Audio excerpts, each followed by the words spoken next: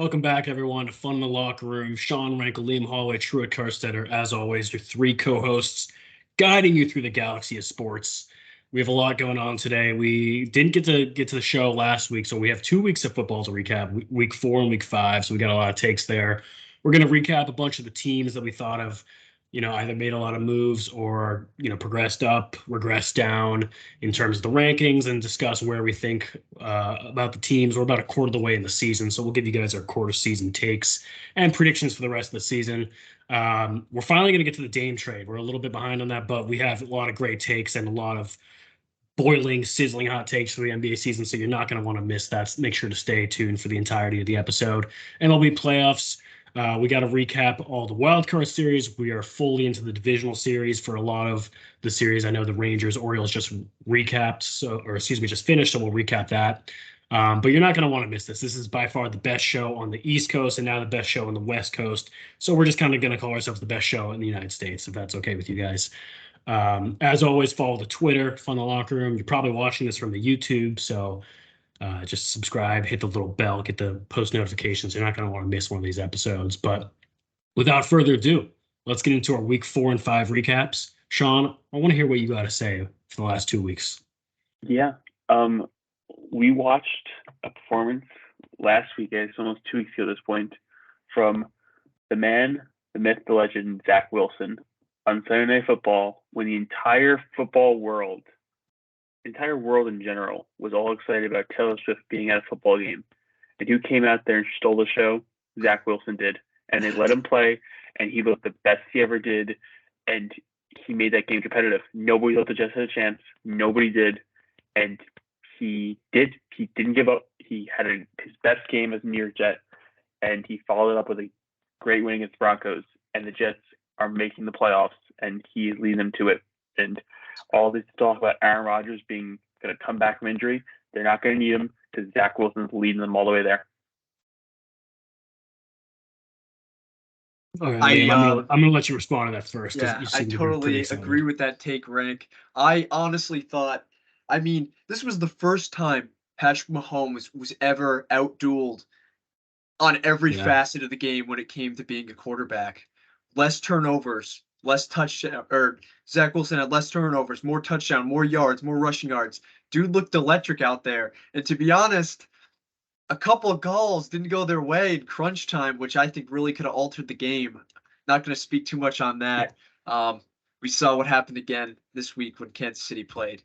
But, I think the Jets showed out, and Rank, I totally agree. I think they're definitely going to make the playoffs. I think the AFC is a lot weaker than we thought.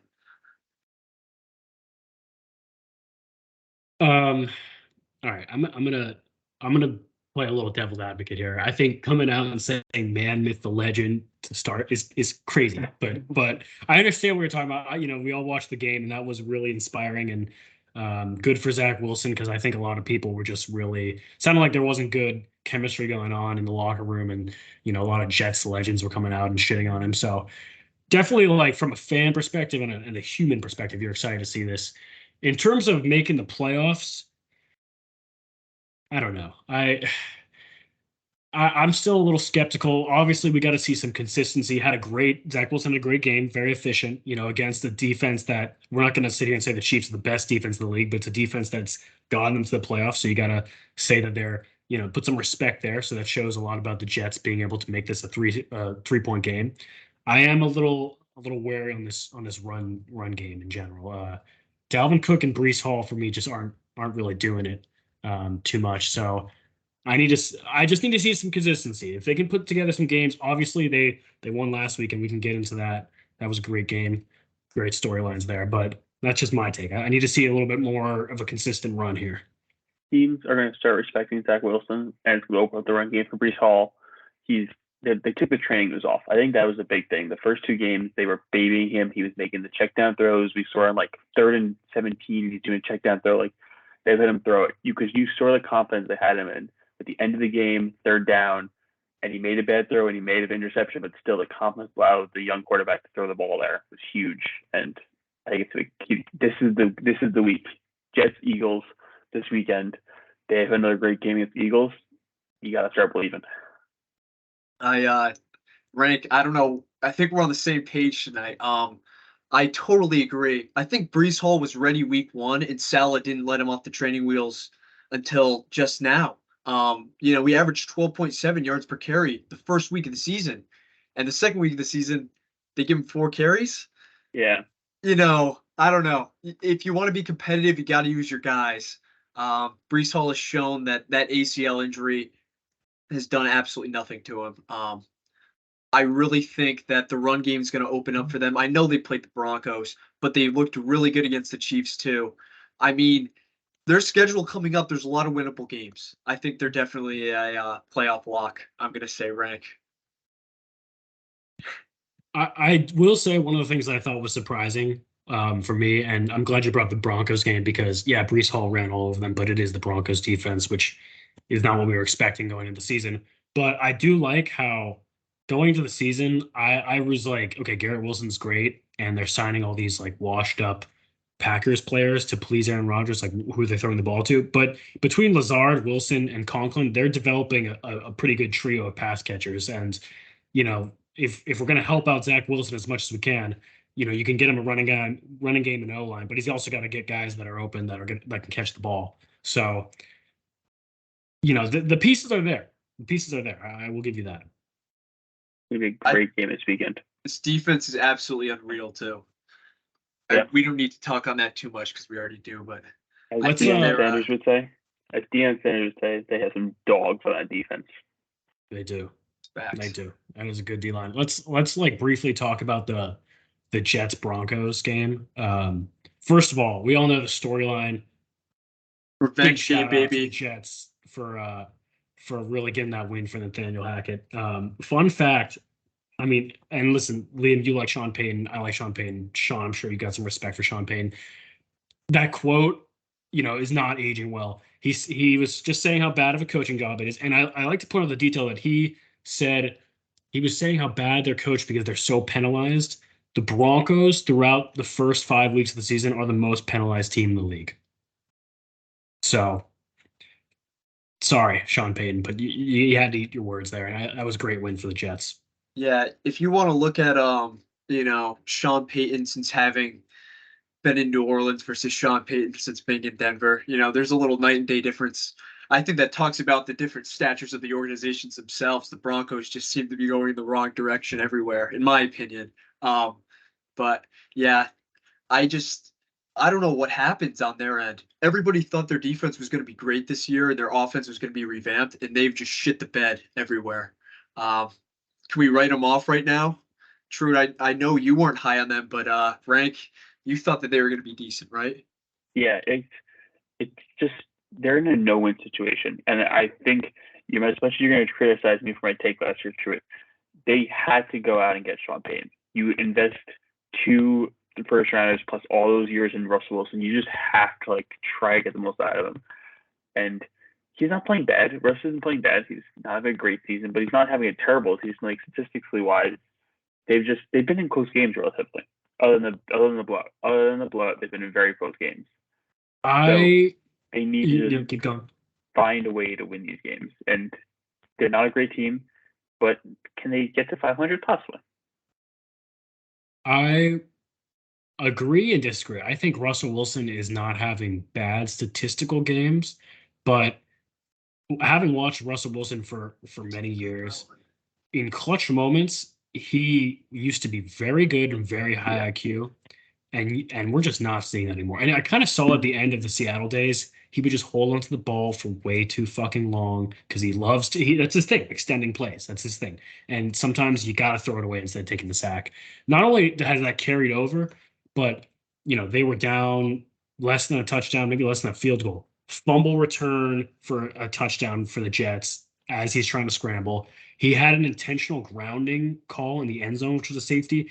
It's just I'm really losing faith in him as a dual threat QB. And that's sad because he's 5'9". He's never been the pure pocket passer. He needs to get out of the pocket.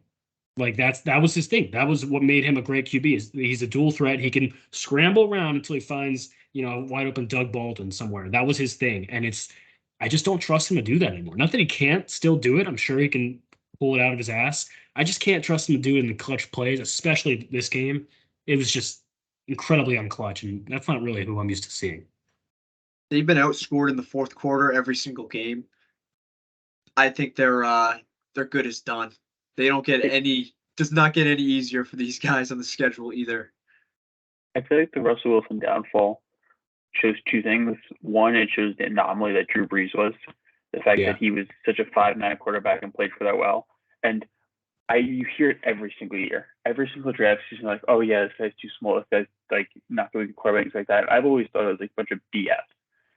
But these guys just don't age well. Like they don't have much things. Like they rely on a lot of the like their energy and athleticism, but that doesn't age. And it's showing Russell Wilson. And to be honest, the other 2 5'9" quarterbacks in the league, Kyler Murray and Bryce Young, neither of them are playing that well. Yeah. He was multidimensional, and now he's kind of one-dimensional, and that one dimension wasn't even his best dimension. Yeah. Man. So you pull the plug on this or what? Dude, You I can't. know you just sunk all this money into Russell Wilson, but I think they're at the point now where how the AFC's looking, how they've been looking, you can't get Caleb Williams, which like I think you really screwed yourself over for years to come by just I don't know, maybe just waiting. Do you Yeah. really need an aging quarterback like Russell Wilson to begin with? A lot of question marks for them. I want to move on to a point though that Rank made, and this was my takeaway from the 2 weeks, that some QBs just aren't meant to be NFL guys.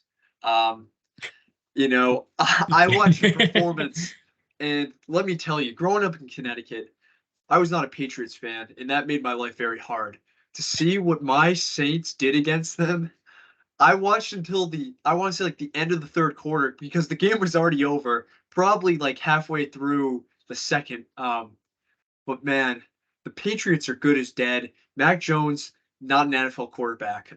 Kenny Pickett, you had a good game, buddy. Good finish, but the way you've been looking, not an NFL quarterback. We just don't see guys like we used to. We were so blessed to have Drew Brees, Roethlisberger, Phillip Rivers, so all on different teams. Joe Flacco, all these QBs that had longevity. We're not going to see that for a little while. I think there are some QBs that need help and some QBs that can't be helped. I'll just say that. I 100% agree with you. It is so hard to be a good quarterback in the NFL. Like, how many elite QBs are there in the NFL? Herbert, 7? Herbert, Allen, Lawrence, Mahomes, Hurts, I'll throw Burrow Stafford without in the there, too. calf. Burrow. You want to throw Patriots? Stafford in there, or is that too No. much? No. 6. You put Lamar in there? Lamar. I'll throw Lamar. Yeah, Lamar. Yep. Maybe That's- Aaron Rodgers? We'll go Rodgers. I mean, I would yeah. argue Kirk Cousins, but No. you're not gonna like that one. No, it's But okay, even, I don't think even Cousins with it, are- you're still under 10. Like, there's 30 teams. 32 teams, excuse me. You're still under 10 or 10, It's so hard to be a good QB. There's so many bad QBs. Tua, yeah. I agree. Look, my only counter to that though is, I think, and we're going to talk about this team later. I'm going to let True have his moment with the team. But how many of these quarterbacks you put them in San Francisco are doing what Brock Purdy does? Like if Mac Jones had gotten drafted by the 49ers, you're not telling me they're not in the same spot, because they definitely are. I mean, definitely better, but like Mac Brock Jones, Purdy's like I think actually it's terrible. I think watching Brock that Purdy's game. He's not that bad. Like he's he he's a makes every decent right QB. decision. It's like it's a QB's dream to Yeah. be in that system. He makes every right decision though, which He's got a shown- good IQ. You're right. Yeah, he does. He knows what he's doing. If you looked at some of his college clips when he was at Iowa State, he had some of the worst decision making I've seen. Yeah. And now he makes every right decision. I'll give him that. It's because I think a Kyle lot of Shanahan's it's really good coaching. Yeah. Yeah. It's great coaching, and their defense is just I think otherworldly that's too. the other problem. The offensive coordinators have gone to shit. these guys are going to be terrible situations. Like Mac Jones in New England, they had Matt Patricia's as quarter last year. Like, that's ridiculous. And Kenny Pickett, did you see the Matt Canada video? Yeah, that was bad. That is terrible. I just think though some of these guys just can't be helped. That's true. I agree with that. And there's some guys who have fallen off. Mac Jones hasn't won a game in the NFL where where the other team has scored 24 points or more. He hasn't won a single game. It's just like, come on, brother. There are game managers and there are game changers, and he's a game manager. That's a great point, Rick. It's a great point. I'm just tired. I'm tired of seeing like year after year. There's like 3, 4, 5, maybe 6 QBs, coming out of college that were like, these guys can be generational. And it's just like that draft that had, it had Josh Allen, but it had Josh Rosen, Sam Darnold, Baker, and everyone's like, these guys are gonna like change franchises. Like, more often than not, these guys won't be starters in like 5 years after they get drafted. It's really hard to find a good QB in the NFL. It's really hard. Which is kind of why I don't blame the Broncos for getting Russell Wilson. Just to bring it back to there. I mean, you had an established QB. It's not working out. And like once you have one, like it's like I'm pissed off right now that Daniel Jones is making $45 million a year, but they were in a no-win situation. They had to pay him because you don't want to be put in the QB of this. See, Rank, Daniel Jones, I think, is definitely a guy that just needs help and he will succeed. I just think there are some quarterbacks that just can't be helped.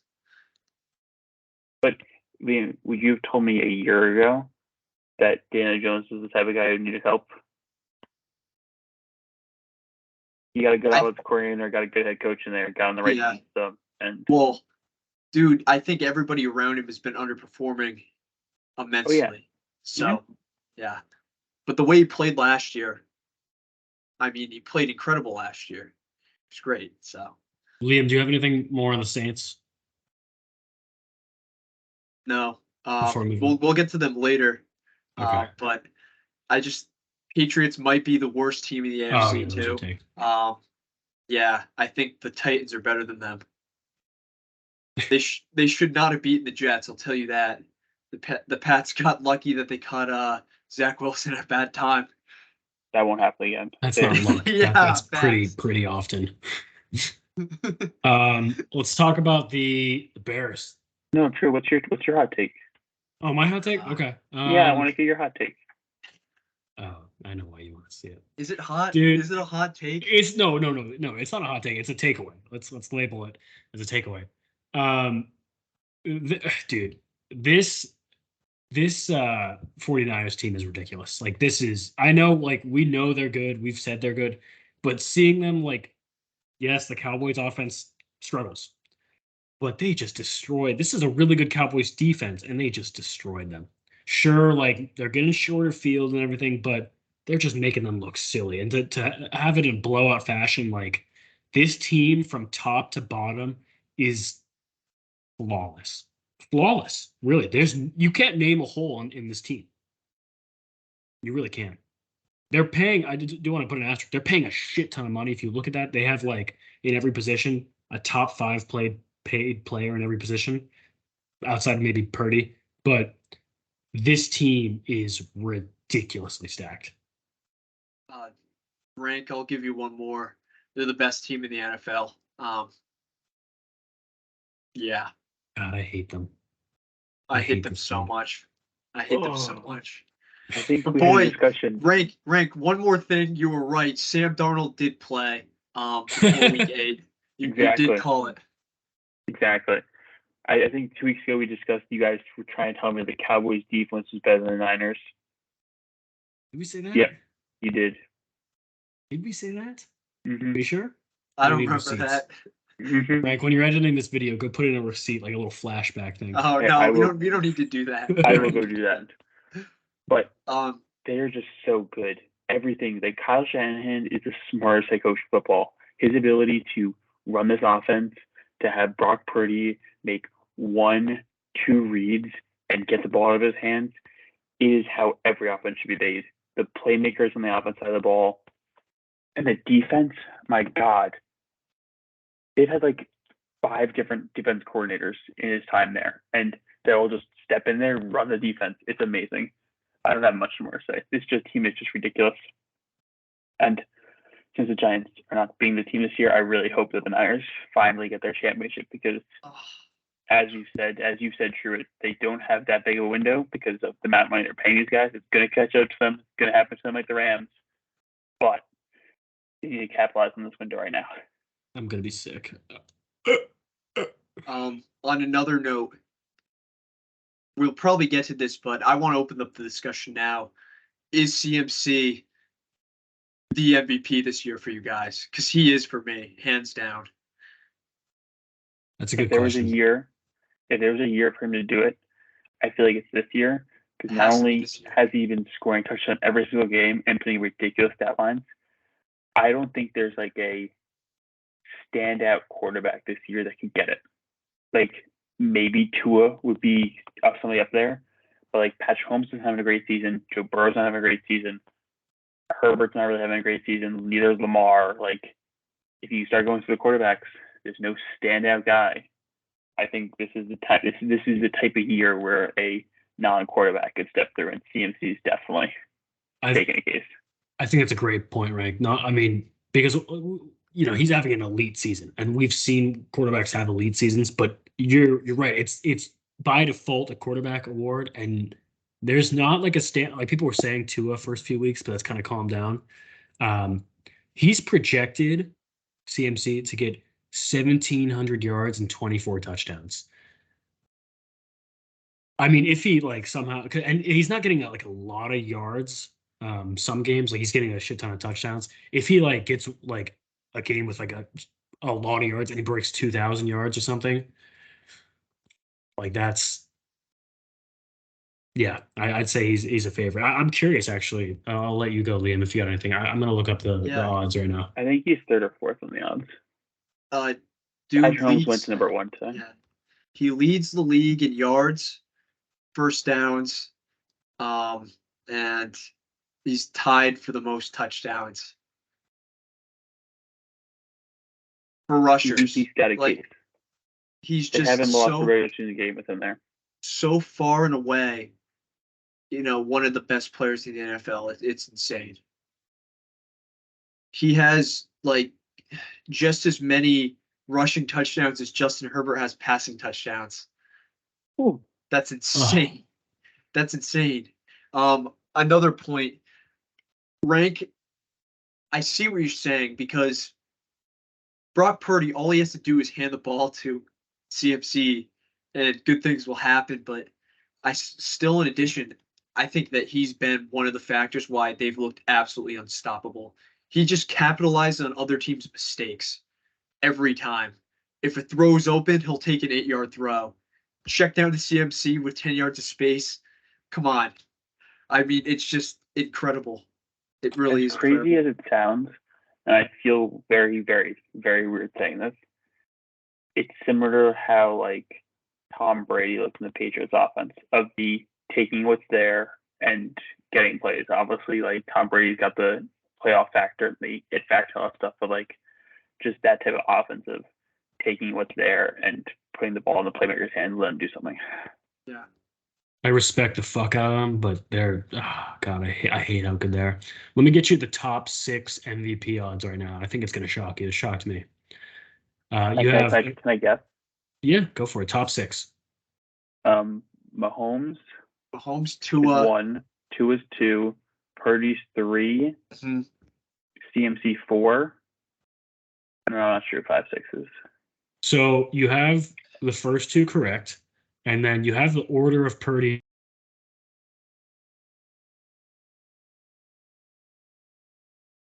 Josh Allen, Jalen Hurts. Yeah, I was gonna say Josh Allen maybe, but yeah. Where's Lamar on there? Just for kicks. Yeah, I'll look. Okay, if you don't want to look it up, it's fine. No. I'll look. I'm curious too. Josh Allen's had a really good bounce back since week 1. He's really turned it around. Yeah, do you guys want to talk about the Bills for a little bit? Yeah, let's go Bills. Before we switch divisions real quick, I just want to say quickly while we're in the NFC West, and we'll check it off. The Rams in trouble? Well, define trouble. I don't know. They're getting like the week 4, OT win versus the Colts, which I don't think you should be going into OT versus the Colts. And then I'm only saying this because we hold them to a high standard, getting demolished by the Eagles, even with Cooper Kupp back. I think that this Kupp, Tutu, and Nakua trio is just disgusting. They're very multidimensional in that aspect. But I don't think this defense is what it used to be. I think the NFC is one. The Rams didn't have high expectations going into the season. I think they're playing well, and they've had a big uptake with Nakua and Atwell. But I feel like the NFC is broken down into there's the top teams of the Eagles and Niners, and there's going to step down, and there's the Cowboys, and then there's just a gap of like just teams in the middle that get their ass kicked by those teams and can play against the other ones. I know you might want to argue the Saints, but like in general, there's like teams not there. The Saints. Not like the Saints. I would argue. You can put the Lions and the Cowboys maybe, but like other than that, I feel like everywhere else is just like. Yeah, you better give them the respect, Rank. Give the Lions the respect. That's a whole other topic. But yeah, dude, I think every wild card spot is open. I think, besides the Cowboys, but you want to switch conferences? Let's go Bills. Yeah, I want to talk about the Bills. I don't think I want to see the Jaguars win and get back to their ways of just dominant offense, but I'm not going to hold this game against the Bills at all. The Jaguars were there in London for 2 straight weeks. They didn't have to fly. They didn't have to travel. Bills got there. It's a different atmosphere to go into a European stadium and play American football where guys are just, you think that people get drunk for games, and I'm sure Bills fans, do their thing at tailgates, get hammered in the parking lot, but in Europe, they drink a lot. So I'm sure they weren't ready for it. I'm not going to hold anything against them. I think that they're still going to run that division. Has that ever happened before? Having a team play 2 straight London games? I don't know, but it's not fair. It's kind of weird. Like, yeah, I don't know. I'm all for like they're doing their global expansion, trying to make it a worldwide sport, but like. I don't know, you kind of screw over Americans. Like, I definitely wasn't awake for that. I mean, you guys might have been 3 hours earlier, but yeah, I'm not waking up for that shit. I caught a little bit of it. Great ending. Trevor Lawrence, he looked like the Trevor Lawrence we were used to. I want to get back to the Bills in a second, but did you watch the Toy Story game? I flipped on it. I flipped it on for a little bit just to see what it looked like. It was pretty neat. I liked it a lot. It was pretty good. Some of the clips from it are hilarious. The Toy Story game. What is that? They had the 2 weeks ago, the NFL game in London. They I don't even know how they did it, but they put the game in like Andy's bedroom, and they had like the players as like little toys, and it was you have to look it up later. Yeah. Okay. The football was like dude, it was so cool. Back to those, like this game, I would chalk it up to just London game because they destroyed the Dolphins 2 weeks ago. Yeah. After the Dolphins put up 70 points against the Broncos, and the Bills came in and put the Dolphins in the place, which is pretty impressive. That defense able to handle them. I think the biggest problem with the Bills is their running game. They have no running game again. Josh Allen's doing everything. James Cook is not getting the ball, not getting the carries he needs. He's also not being efficient with his carries, but they need to develop some sort of running game. The fact that in London, Josh Allen led the team with the most rushing yards of 14, and James Cook had 5 rushes for -4 yards. Like, that just needs to get improved. I don't know why they're not, giving other guys chances. Don't they have other running backs on their team that could Latavius Murray and Damon Harris both got touches. They should be able to get you a first down once in a while. That's just, you want to know why teams really implode. It's because they have one guy that's, really called on to do everything. A couple quarterbacks are in that situation, but they got to be pissing their pants seeing Zach Moss go off in Indianapolis. Yeah, Yeah. But I mean, like, I don't know. You have a great game, then you follow it off. You follow it up with a game we're not going to hold against them. I don't know. I feel like every show I just harp on consistency, but it's like really excited for the Bills, and they just go out and say, and then I'm really excited for them again. Listen, they were in this game till the end, though. Like, Yeah, they they were. still fought hard, and I don't know. I think the Jags are a good team. I don't think they had a slow start. I don't Yeah, think we're giving them enough credit. I think You it know, might be like a matchup thing. Maybe they just like they are very vulnerable to or susceptible to just bad matchups. I'm sure that there might have been something the Jags and these other teams that are beating them have that like they just I don't know what it is. I'm just suggesting like an explanation, I guess. But I don't know. Do you want to go Bears or Bengals next?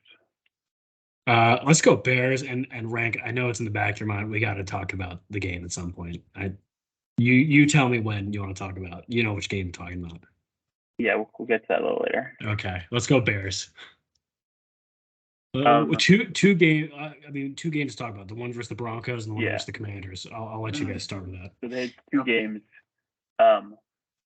It was really Justin Fields has turned it around a little bit these past two games. Like he started playing like the quarterback the Bears expected this year. The team, the player that Truett called the new Tom Brady and Jerry Rice and Joe Montana. Sorry, that was the two players. And DJ Moore played really well.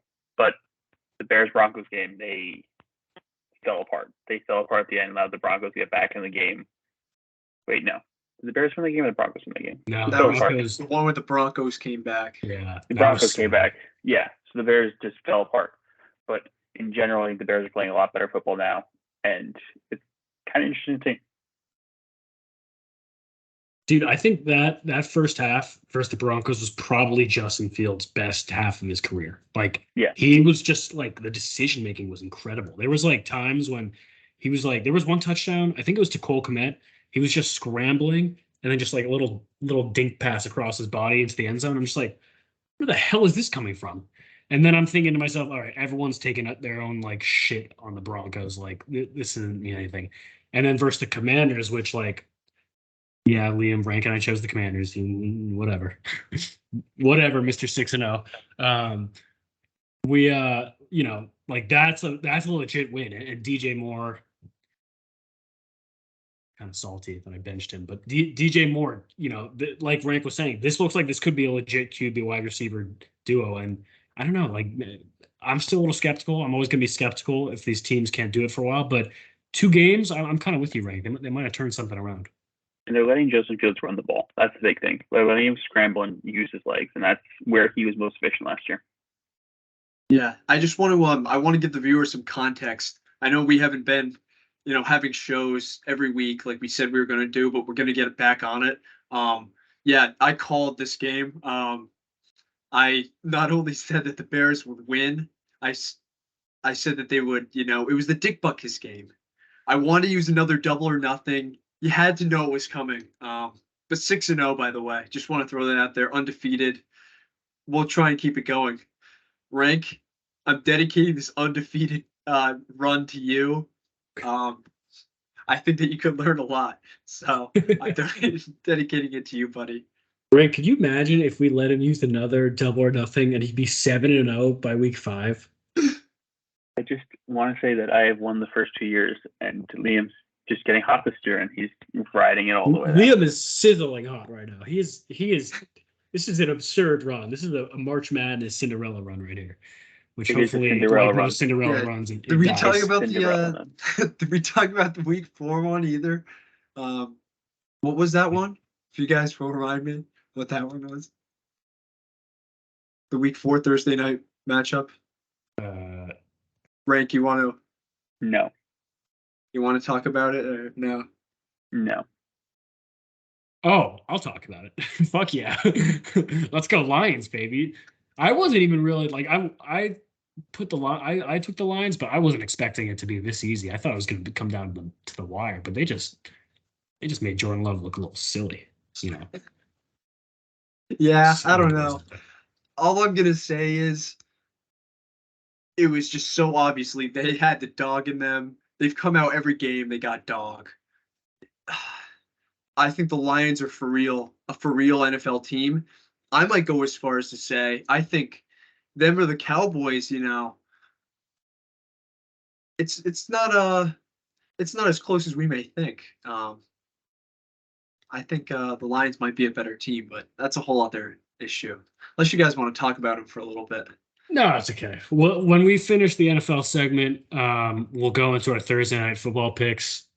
We'll save the records for there, but just know Liam is I'm checking him for PEDs at some point. This is kind of ridiculous. Let's go, Rank. Let's just rip the bandit off. Let's go. Let's talk about the Seahawks and the Giants. Let's just do it. You want to go first or me? Yeah, I can talk. No, never mind. You go first. You have fun. Okay. So for anyone that's not aware, Monday Night Football, Seahawks Giants, two teams that I think each had something to prove. I want to say the Giants a little bit more than the Seahawks. But I'm not even going to give credit to the Giants. I mean, excuse me, to the Seahawks D line.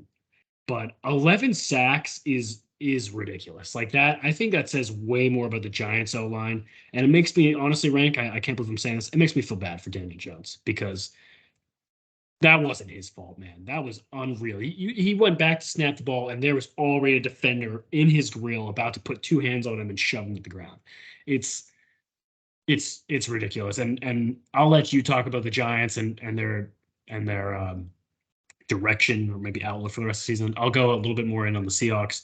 I think this defense is really coming together. Devin Witherspoon, who I've been really high on since we drafted him with that thank you Broncos for your first round pick last year.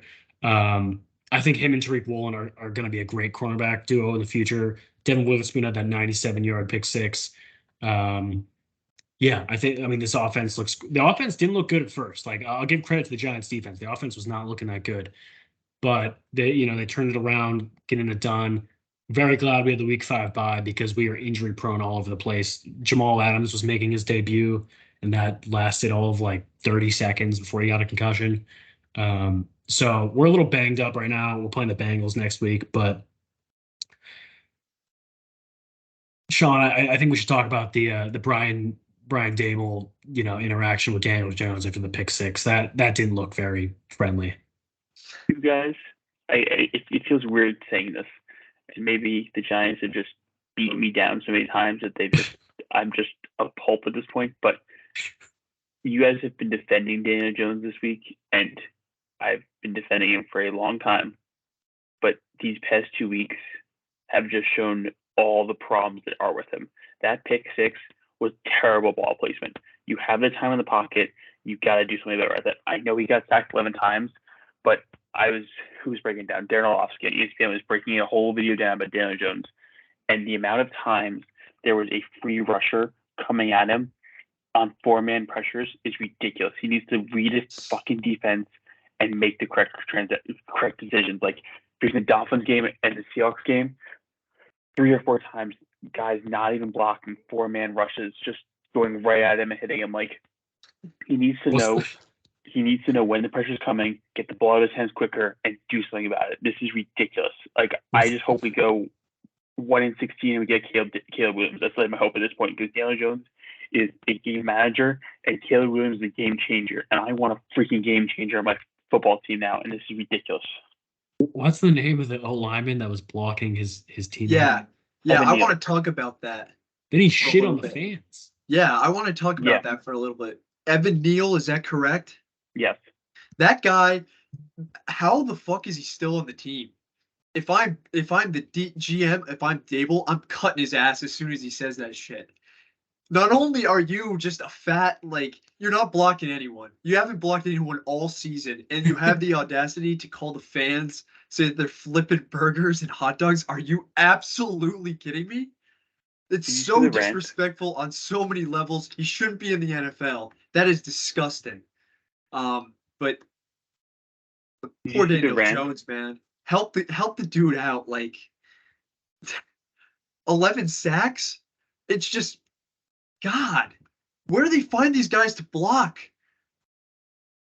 We're very injured right now, and it's ridiculous. But I just really have started having extreme doubts about the man because there was a comment actually this might piss me off the most. And I didn't hear this during the broadcast, but I heard it after the broadcast. During the Seahawks-Giants game, apparently Troy Aikman said during his conversation with Brian Dable that week that Brian said that he's always really pumped up for the games. He's like, I need to get my quarterback pumped up for these games. If you're a starting quarterback in the NFL and you need your head coach to get you excited about a game, that's absolutely ridiculous. That is I understand this whole even keel thing, but if like Brian Dable saying this to announcers before the game is being brought up during the game, like that's ridiculous. Like he needs to show some energy, like show some passion, show some awakeness. The fact that he looks like we didn't have a touchdown in the first half of a game this year, and it happened to be a pick six, 102 yards was our first touchdown this year. We haven't scored an offensive touchdown in 2.5 games. 2.5 games. That can't be all on the offensive line. Can't be all on them.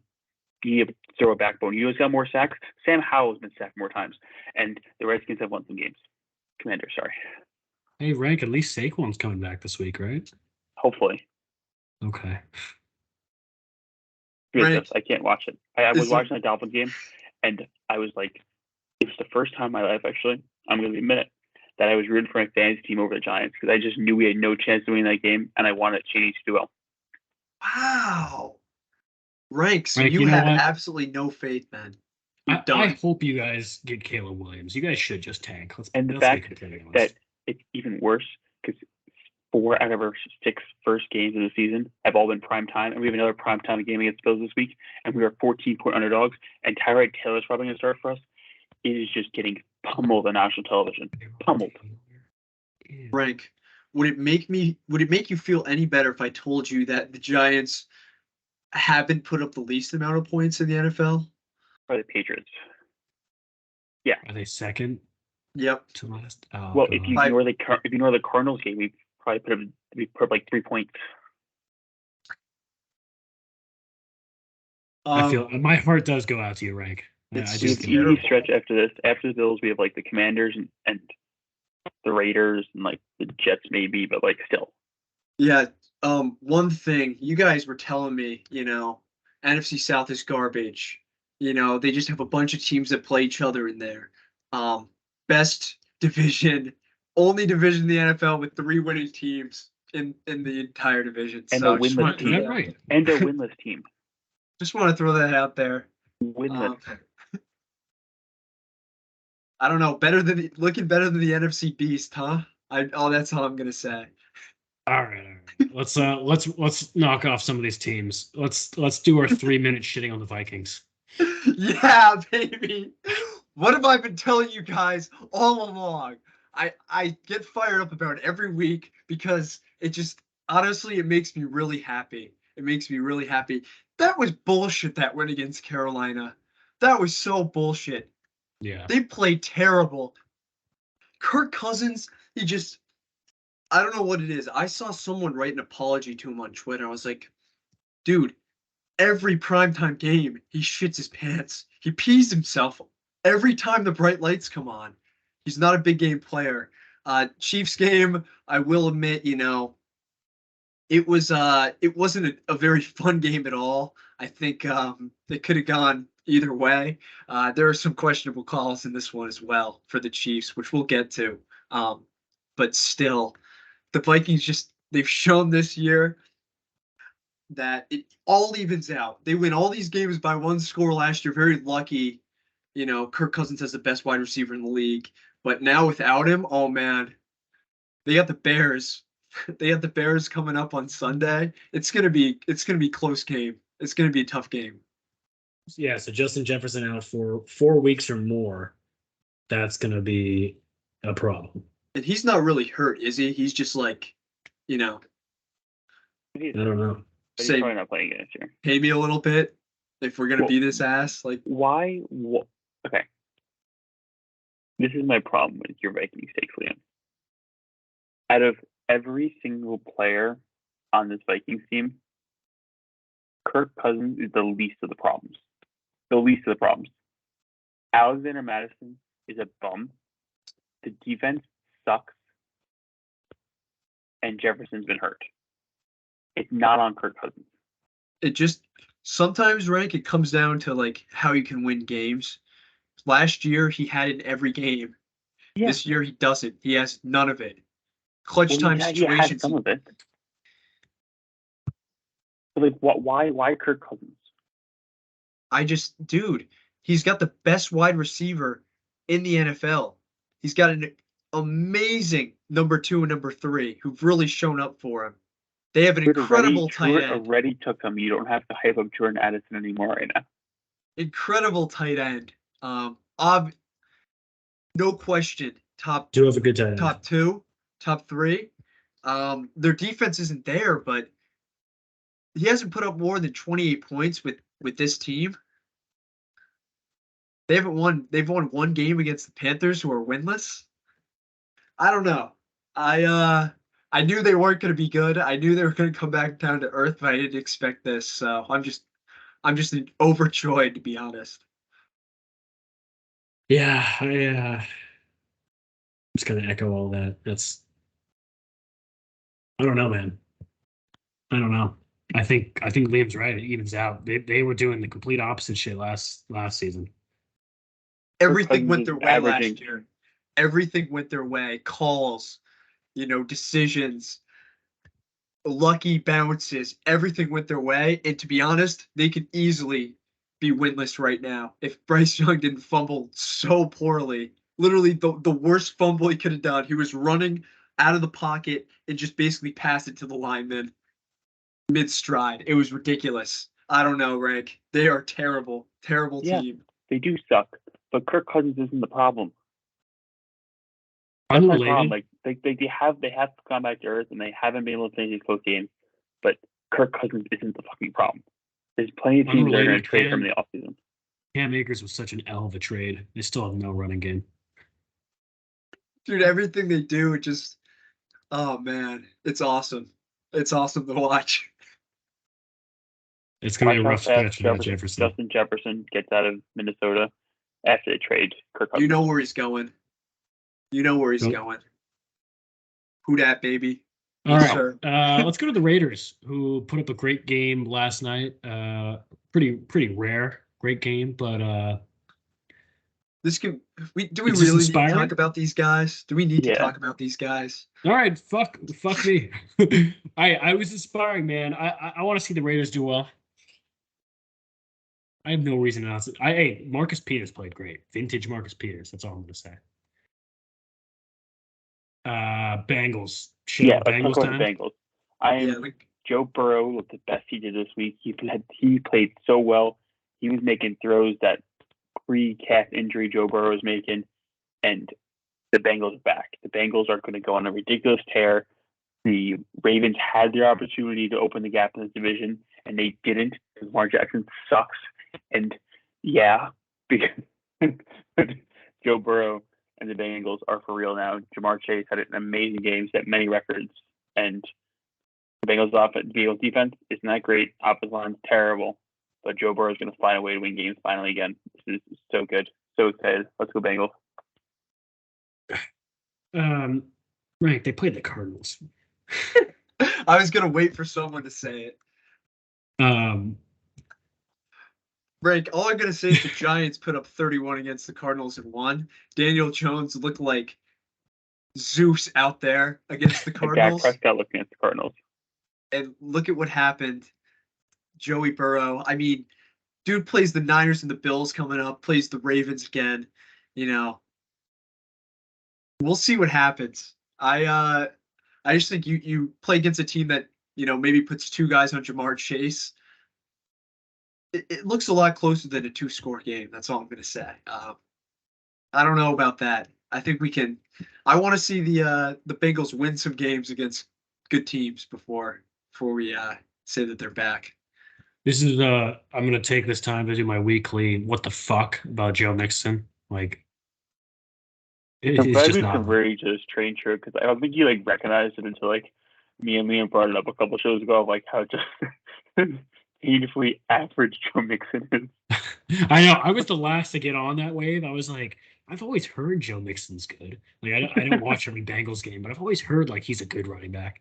Now, every time we have this show, I start to once you guys said it, I sort of pay attention. I'm like, this guy is so average. This guy's like painfully average. After having him in fantasy for so many years, it's just so painful. Like he doesn't get in the end zone. He just gets those like 75 yards of rushing. He doesn't catch any balls, and he just gets that's it for the day.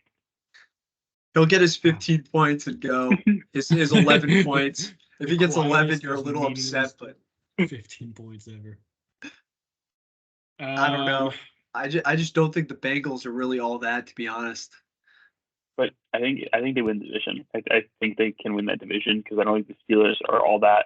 The Browns are not all that, and Liam can go on about the Ravens, but apparently the rest of the team sucks. So I don't know if Lamar Jackson can carry that team. I'm glad you said that, Rick. Even though it was so facetious, it made me feel good to hear it. Okay, let's go to the Colts. Not much going on there, but No. Jonathan Taylor. We got to talk about this. Yeah. Jonathan Taylor, I don't know. This might be a little bit of an overstatement, but Zach Moss should not be losing a starting spot at all. Come on. I don't With understand Best if you're the game when Colts. Jonathan Taylor's back. If you're the Colts, I don't know how you pay this guy. Now that you've seen Zach Moss, he has more rushing yards than half the league. Zach Moss does. Than half the teams in the NFL. I know Jonathan Taylor's him. Some weird stuff has been going on with him. I don't know why they re-signed it. It's kind of the perfect time for them to kind of ditch him. They have their young QB who's going to be hurt for a little bit. They got guys that can catch balls that are young, Josh Downs, Michael Pittman.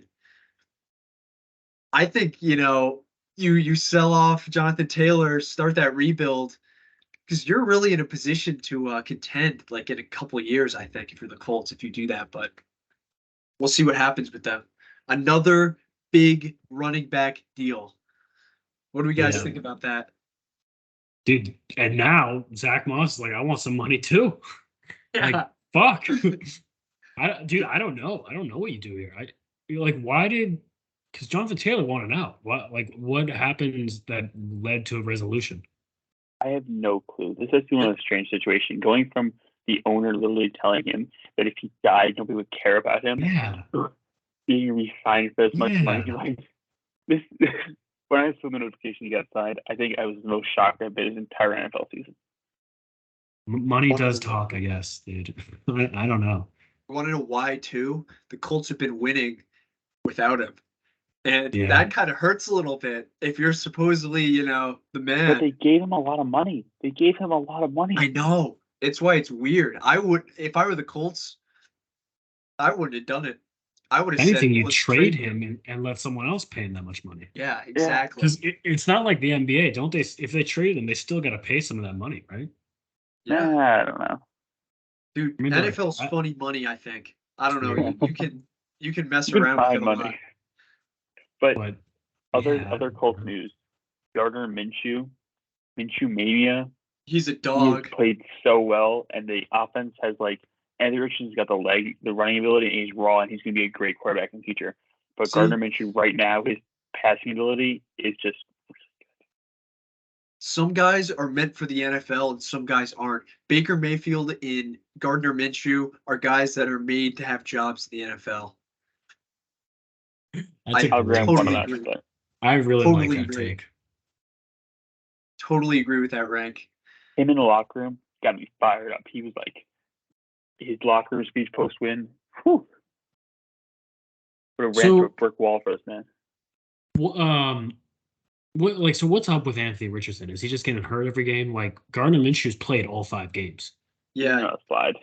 Anthony Richardson he kind of plays like an idiot. He doesn't understand that this is in college and the guy's hit. He's way too reckless right now. He's got to tone it down a little bit, but he will be filthy when he's 100%, I think. Okay. I like that. I like that take a lot. I don't know. I think if Gardner Minshew was on the Pats, I think they'd be a lot better. Or the Steelers, I think they'd be a lot better. I'm not ready to give up any pick yet. All right. We'll see how that works out for you. Texans. Texans. Have your fun. Yeah, no, I mean, not much to say here. I think everyone's impressed by CJ Stroud. He's playing really well as a rookie. Just Shout want out to Nico say Collins. because I feel like when the last couple of years we've done the let's look back at our NFL takes and laugh, like there's a lot of mine that just don't age well. I think this one's aging pretty well. Texans are actually going to win a couple games. So, It's a good take. They're thank a you. fun team, very fun team. Yeah. Heartbreaking loss, but they played really well, I thought, against Atlanta. Tough game.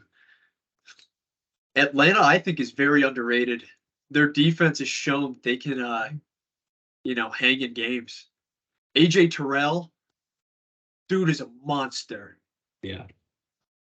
They got some good guys, good young guys on both sides of the ball. Bijan, everyone knows how good he is. Yeah, do you guys want to talk about the NFC South a little bit? Sure. Please I start us think, off. I got to give credit where credit's due. Bucks came in, and I was wrong. I said that we were going to smack them, and they absolutely smacked us. Um, Man, Derek Carr looked really bad, and to be honest, I don't know why he was playing. It was so obvious he couldn't make a throw downfield, and our offense was abysmal. The key to this team for the Saints, first downs. You need to get this defense some rest because I think they've proven this season that they're a force to be reckoned with. They have four guys that are just locked down. I think they have three guys that lead the league in pass deflections or something like that. Um, I'm really high up on this defense, but their offense needs to get it together. Now it helps when you play the Patriots, who I don't know if they crossed the half field twice. Oh I God. believe one of them was a pick and one of them was a missed field goal. Awesome, awesome. We had a pick six in there, a bunch of picks. But this offense, once it comes back to life, we're gonna be a good team. I think if we get hot come playoff time, man, this defense is gonna be crazy. We could stifle teams. What is Derek Carr's like? Is he healthy? He's all good? He looked a lot better this week. But I thought it was like a shoulder issue. But Yeah, I feel like you don't want him really playing through that. no, No. Because I know you were talking about last time trying to like maybe Taysom should get more involved, you know. absolutely. Taysom, I think, is the key to our offense. I think we could kind of recreate. Um, I know this is like really outlandish, but a really, really poor man's Christian McCaffrey. Um, you What? know, you have to find him targets and receiving. Once they run the wildcat with him, and it's 7 yards every single time. If it's second and like mid to second and short, he gets that first down every time. I don't know. They need to find a way to include him in the offense. He just gets first downs. He's been our dude for that. Also, 100% completion percentage when he passes. Now, it's only been 2 attempts. He's been Come really on, good. man. He's Why been even really throw good that in rushing. there? Really good rushing. I was almost gonna be Yes. like, damn. Pass catching too. He's been Yeah. good. I don't know. The I NFC just South, like they're not good. The NFC South is not good. The Buccaneers are way overrated. They played two bad teams to start. They're coming off a bye week. The Buccaneers are not making the playoffs. They're finishing below 500. Absolutely. The you Falcons don't think are you don't improving. What? Go for it. I was gonna say, you don't think the Buccaneers could hang in a game with the Texans, the Titans, the Colts, the Panthers twice, the Falcons twice, the Packers? Well, they might get there, but it's only because of bad schedules. Like these teams are not that good. And the Falcons, Desmond Ritter is a bum. This passing offense is terrible. Bijan Robinson is the only reason they're in games, and he's ridiculous. But come on, now the Falcons are not a real team that I'm going to be worried about come playoff time. It's the Saints division, and that's it. The Panthers suck. The Falcons are average, and the Buccaneers are slightly below average. You line them up. Shit on this You whole line them up flow. against the NFC East, team by team. The NFC kicks your ass. I would take the That Falcons and Giants the versus Bucks Panthers over both the matchup is gonna be Giants. crazy. I would take them over both the Giants. No, line them up. Saints, Eagles, Eagles winning. Cowboys, Falcons, Cowboys winning. Commanders, Bucks. I'm taking the Commanders. Giants, Panthers. You damn right I'm taking the Giants. God. I don't know what you're talking about there. I would take the Falcons and the Bucks over the Giants in a heartbeat. Well, yeah, but if you're lining them up team by team, I would take them both over the Commanders. No, I think play them the against the Saints team. could easily give Dallas a run for their money. But it's 100%. Saints Eagles with the lineup. Why do we get to pick and choose? I think three of the NFC South teams are better than three of the I don't know. We'll talk about this come playoff time, I guess. All right, we'll get Liam more fired up. Liam, I'm just gonna give you the floor. I'm not gonna comment on this. You can have some fun. What do you think about Lamar Jackson and the Baltimore Ravens? Man, I don't know if did you guys watch the game? I did. Yeah. Tough watch. First half probably should have been up 3 scores easy, in my opinion. Just poor mistakes.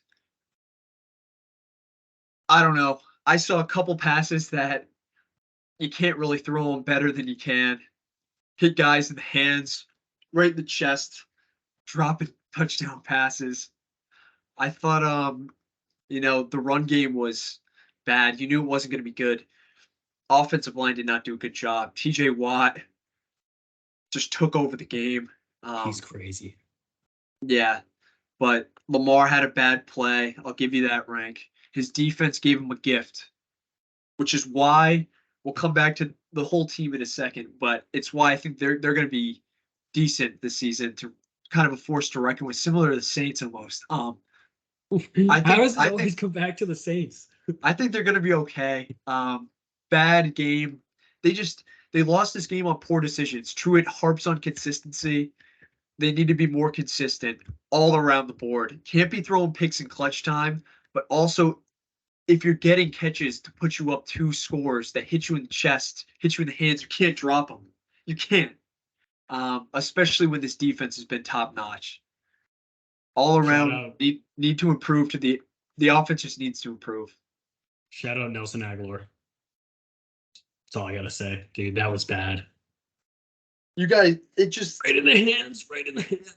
I lose my mind watching this because Lamar threw for 236 yards and a pick. Easily could have had 300 yards, 2 touchdowns.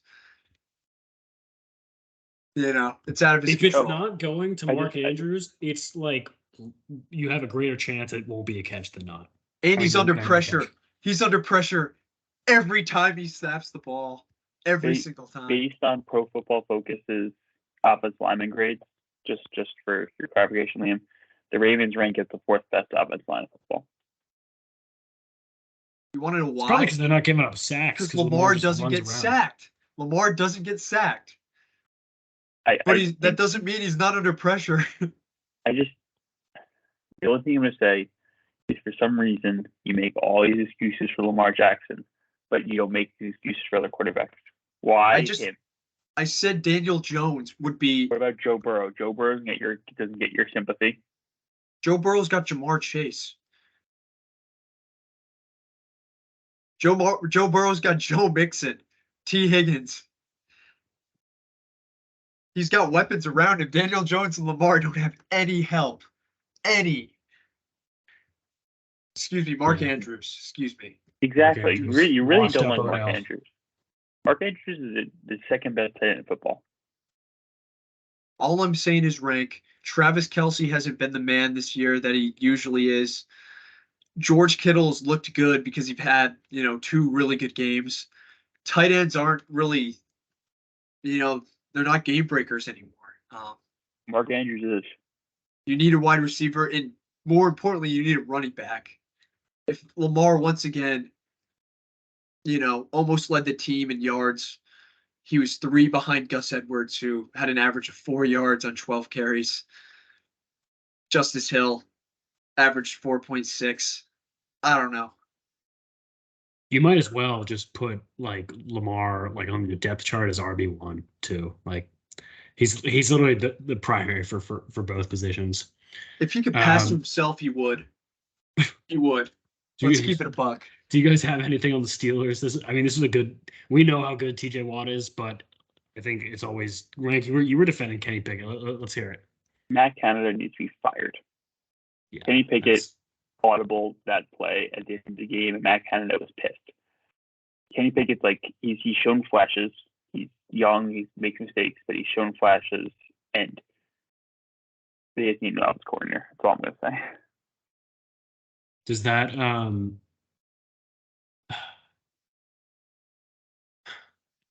did that play at the end, like the Pickett's touchdown? Are we looking at the next Brady Moss duo? God. My God. No, but for real, the biggest takeaway that I feel like I get from every Steelers games is just the Fire Canada chance. Like it's actually getting kind of out of control. They were chanting at a Penguins game last night. Yeah, that's wild. I don't think Kenny Pickett's any good, but Canada needs to go. I will say, God, if we're predicting for the rest of the season, this is going to be, I think, Mike Tomlin's first losing season. Is that? What did they finish last year?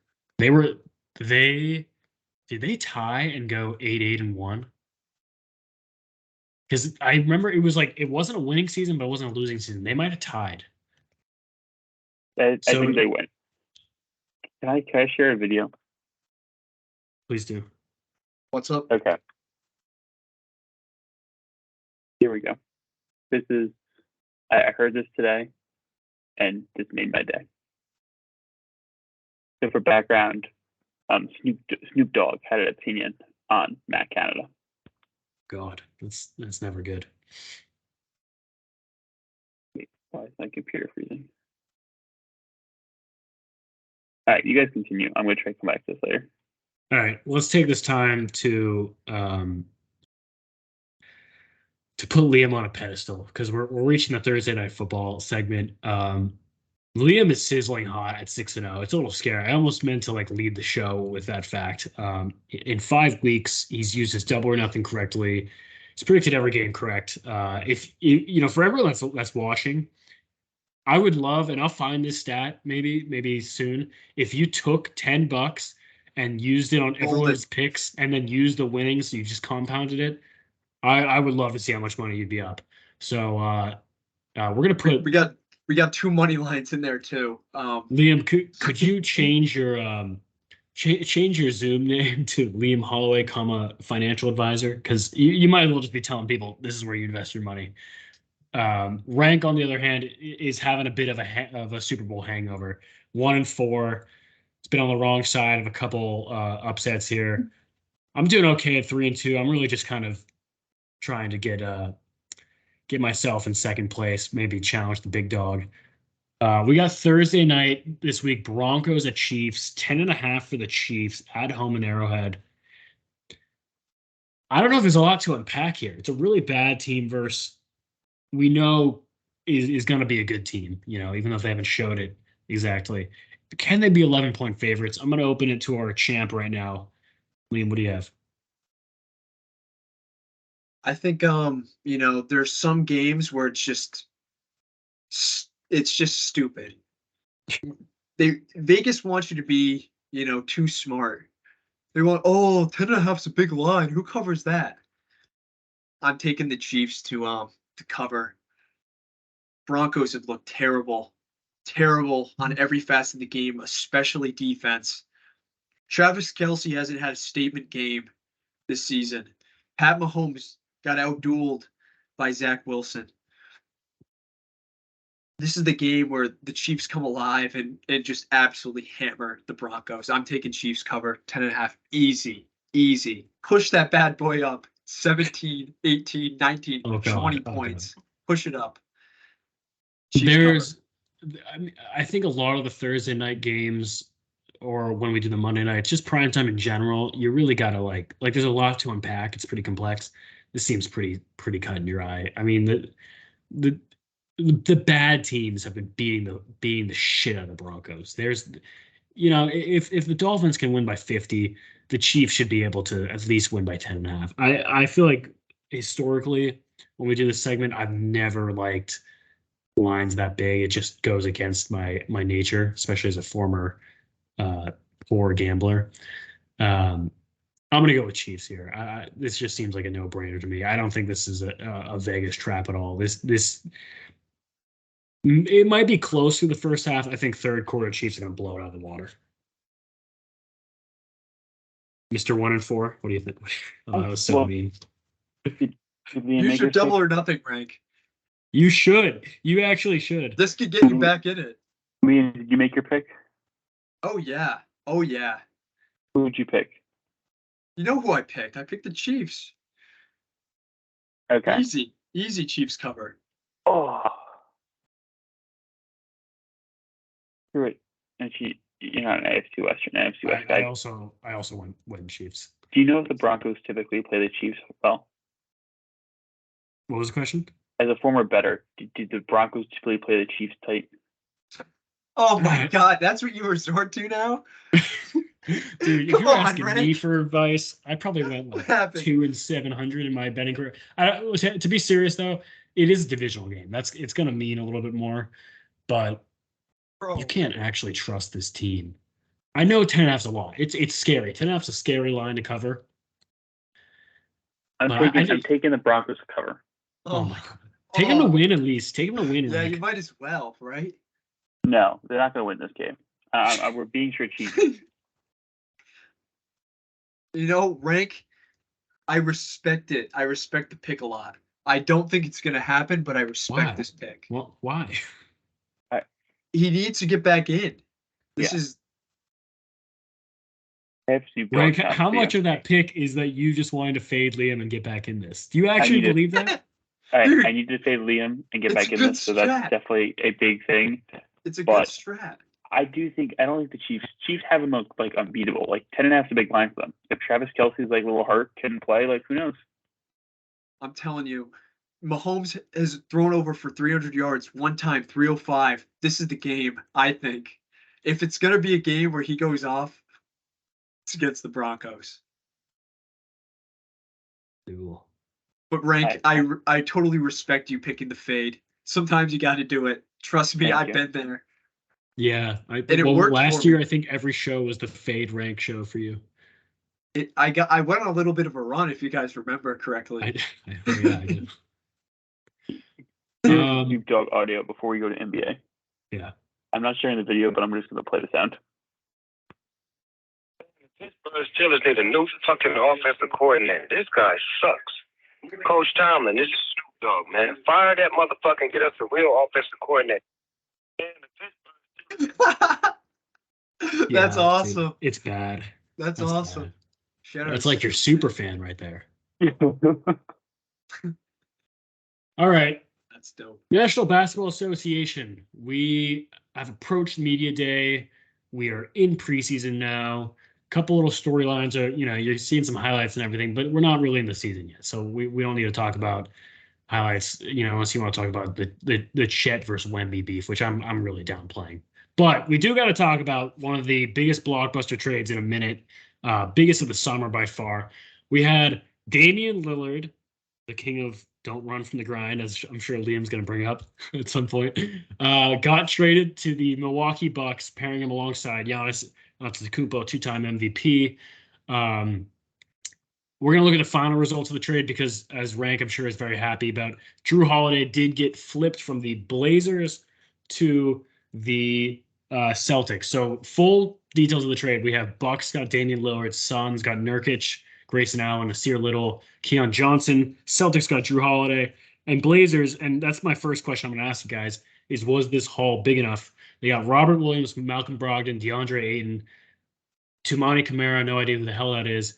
Milwaukee, 2029 first. The rights to swap with him in 2028 and 2030. Golden State Warriors, 2024 first. And then the Celtics, 2029 first. A lot going on there. That's my first question to you guys. Who won this trade, and or did the Blazers get enough for Dame? I'll start with the Blazers part of it. And it's interesting because I feel like to see if they got enough, it's comparing this package to the hypothetical Heat package. I feel like it's the best way to try to figure out if they got enough value out of him. And they got a lot of young players who I think have potential. Like I think Robert Williams and DeAndre Ayton could I know we make fun of Aiden a lot, but I feel like he could excel more in a team where he's kind of more of the focal point, and they have these young guards there, and DeAndre will fit well with them. The picks are interesting because they have a lot of long-term picks out of this: 2029, 2028, 2030, 2029. 5 of those 6 first-round picks are a couple of years down the road, which is interesting to me, and I feel like it's not maximizing the value of Dame as much as they could have, but I don't really know. I real quickly, I kind of want to disagree with that because I think if you're going to have a value in a pick, you need I don't want the Bucks 2024 5 pick. They're going to be like top of the East. I want it like when we know, like in 2030, is Giannis still going to be like taking them to the 1 seed, or 2029? Same But with what's the the Celtics. Blazers? Like Celtics are a bit younger, so I don't know about that. But Golden State Warriors, like maybe I would have liked the 2025, 2026 when I don't think Curry at the age of like 36, 37 is going to be that good. But I would rather have later picks than have the first, like, what is the 28th pick in the draft going to do for me? But what's these picks going to be like in 2029? Like, what are the Blazers going to be like? It's just such a pushing it further down the road, and I feel like this team is a But it's lot an closer. asset. You could flip it. A lot closer to competing again, like right now, than people think they are. And like they have these young guys. Get some picks like sooner that they can actually do things with. I don't know. That was just my big thing. I feel like they're late picks. Like picks 2025, 2026, maybe they're towards the end of the second round, but you can flip those and do things with them. So far down the road, they're just like hypothetical value picks. I don't know. Yeah. Well, so you didn't like my DeAndre Ayton comment. You don't like DeAndre Ayton. Leave frozen. I think Liam's frozen. It's okay. Yeah, I'm confused why they got Aiden and Robert Williams. That's a bit of a logjam at the center position there. Because when they first got Aiden, I was like, all right, that's, he's still young. He was only drafted like 3-4 years ago. You have like, your guards and your center. But like, what are they going to do with Robert Williams? One of them either has to be the backup. In this day and age, I'm not playing Robert Williams at the 4. Like, you're out of your mind. Like, what are they doing there? He's got to be a backup piece. He's not a bad backup piece. Like, he's always injured, so it'd be kind of nice to spell the two of them, give a little bit of different aspects. I feel like the two of them together, like DeAndre Ayton's more of a. I feel like Robert was more of a rim runner, and DeAndre Ayton's got a. I don't know what the hell he does. That's good, but it's really interesting. What's Portland's lineups? What lineups do they be running out here? Is my big question. What's their lineup? Yeah. Well, you got your backcourt set because you just drafted Scoot. You got what's his name, Anthony Simons. That's what about Sharp? Is he the 3? Sharp? Could he play the 3? I don't know how tall he is. You could go 3 guards. It'd be a little crazy, but yeah, I don't. I just maybe because he's a dunker. I think of him as being taller and longer than he is, but I don't know what you do about that, but I wouldn't be shocked if they flipped Aiden. Maybe it's just like, I don't know. I'm also not flipping to who? Like I don't know. Who would want him? I think they're flipping Brogdon. I don't think Brogdon starts this. I don't think Brogdon ends this season. Brogdon's out. There's no reason for him to be there. I think Brogdon ends up in LA with the Clippers if the Clippers can't get James Harden. That's a great idea, right? Because they're probably not going to get James Harden, and they just lost Eric Gordon, and I feel like Brogdon kind of comes in and gives you that secondary offense with the second unit. Let's talk about the Celtics. You gotta be over the moon about this. You lose Marcus Smart, but then you just get a better Marcus Smart. It's hard to say better. Yeah, that was a tough word. I probably should have used that. It's pretty similar though. It was really exciting. Like this lineup now, and again a little bit, but like this lineup looks really good. Like having a guy like Drew Holiday who can defend 1 through 5, and you have Jaylen Brown who can defend 1 through 5, and you have Tatum will defend 1 through 5, and Porzingis is an athletic guy who can defend smaller guys. Like, this team is just so versatile, and Derek White does not get enough credit. It's just such a fun team. And the biggest problem in this trade, though, is losing Robert Williams hurts because of how dominant centers are in the East. Like, you're going to have to go through Giannis. You're going to go through Embiid. Even Bam, to an extent, you have to go through these guys who are really good big men. The Cavs even have good big men. And the Celtics do get smaller with Porzingis, but you have to make this move. And you have to have the ability to guard all these guys. And Al Horford's still there, and he can defend all these guys. Yeah. But it's a big question mark. It's a big question mark going into the season. Who is, like, number 7 on this Celtics team? Like, who's the 7th, 8th guy who's going to fill this bench that are going to make this team really good? Because their top 5 is really good. It'll fall off a little bit after that. Yeah, I know what you mean, but it's funny because you said Porzingis gets you smaller, but I know what you mean because usually, like, he's been playing the 4 a lot because he's not that traditional man the paint type of 5. Like, before the Drew Holiday trade, when you guys got Porzingis, I was thinking, all right, you run Porzingis at the 4, like he's been in many teams, and then Robert Williams is your 5 because like you've been saying. But now I'm kind of with you on that. Like, if Horford's the 4 and Porzingis is the 5. That's a real problem. That's a bit of a problem in the paint. And I'm not trying to harp on the defense, but, like, let's just call a spade a spade. Porzingis is not like the defender he used to be. Like, I think Dallas really exposed that out of him. But yeah, I liked Robert Williams. He was one of those Celtics guys I actually really was a fan of. So we'll see. Maybe they figure it out. Or honestly, do you run Tatum at the 4? And Horford on the bench. Does that help? I think Horford comes off the bench to start the season. I think they start Derek White and Holiday at the 1-2, Brown at the 3, Tatum at the 4, and Porzingis at the 5. Because you probably didn't watch many, but the Celtics highlights of that Celtics Sixers game with Porzingis in that preseason game. Porzingis looks so good. He looked great offensively. I didn't see any defense, but yeah, offensively it's good. So good. Like, it's going to be such a fun team. They have guys other than Tatum who can, like, score the basketball, which is so much fun. It's so exciting. Like, it's been a while since that, and I'm excited to see what that looks like. I am concerned. Did you see the Twitter video of Jaylen Brown trying to dribble his left hand? Yeah, I did see that, dude. That was bad. Really just, these memes write themselves. It's kind of ridiculous. I'm shocked we haven't even talked about this. So Dame and Giannis, which I want to hear what you have to think about that. I think that is so perfect and so complementary in so many ways, not just from talent, not just from it being a guard and a big that can both handle the ball and you have a great pick and roll duo, but also I've never been the biggest Dame fan. I'm a Thunder guy, I'm a Russ guy. I've never really liked Dame. But that guy is a hard worker. He did. We make the jokes about run from the grind, or at least Liam does. But you're not getting a James Harden where if things don't go well, he's just gonna bounce to the next team. You're not gonna get one of those guys. This is the first time he's had a legit. This is the first time he hasn't been the best player on his team. Period. Maybe since those, like, very old Portland days when he was a rookie. But the point being, like, this is his shot. He's not gonna. I think he's gonna work his ass off and really try. Like, I don't think he's stupid. He realizes this is the golden opportunity. And losing Drew Holiday and Grayson Allen, big losses defensively for sure.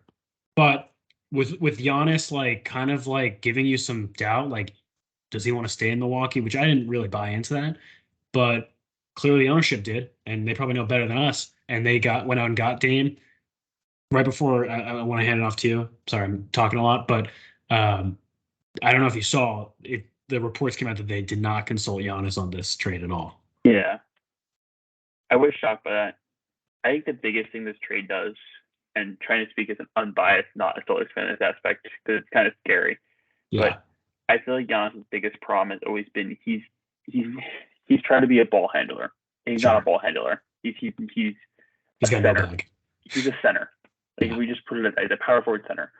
And I think Dame will get to keep the ball out of Giannis' hands and allow Giannis to just score and play make down low and do what Embiid does. And do it like Jokic does. I'm curious to see Dame's playmaking ability and see if it can improve because he hasn't really played with another guy like this before ever. Yeah. And we'll see if they can coexist in the way that pick and rolls, things like that. I feel like that's going to be a whole new way. But Giannis knowing how to bring the ball up in crunch time is just huge. Yeah, I agree. I also just want to say I feel bad for Drew Holiday. Like he said a couple days before how he wanted to be a Buck for the rest of his career. I don't think they win that championship without him. He was so huge No, they don't. that finals. I feel really bad for him. I don't think they could have done this, but imagine if, like, not to shit on Chris Middleton, but imagine they somehow flipped Chris Middleton instead of Drew, and now you have Drew Holiday, Dame backcourt, and Giannis. I know, like, Drew's the better asset. They had to flip him, but I really do feel bad for Drew Holiday. Yeah. Liam, any opinions on the trade in general? I think you're on mute, buddy.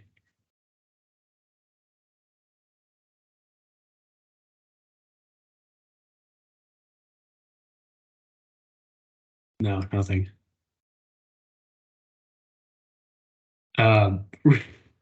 Well, we're dealing with technical difficulties. Rank, so the Suns got involved in this. I don't know what the hell, like, what do you make out of this? I think this was exactly what they wanted. The Suns needed to get off Aiden. They wanted to get off that contract. And they have role players now. These are big role players. Like Grayson Allen, I hate Grayson Allen, but he's a good role player. Nurkic is a better center in that system.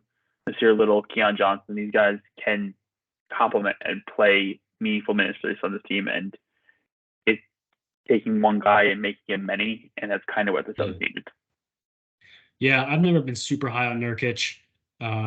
Watched him a good amount because of just being in Portland. But yeah, I think he's a filler guy. He fills that center position. And DeAndre Ayton, like you said, it was a bloated contract, and he wasn't really contributing at all. So Nurkic kind of fills that void. And I'm high on the Grayson Allen acquisition because Bradley Beal, Devin Booker, that's not a lot of defense, not at all. And Grayson Allen will give you role player energy and results and some defense too.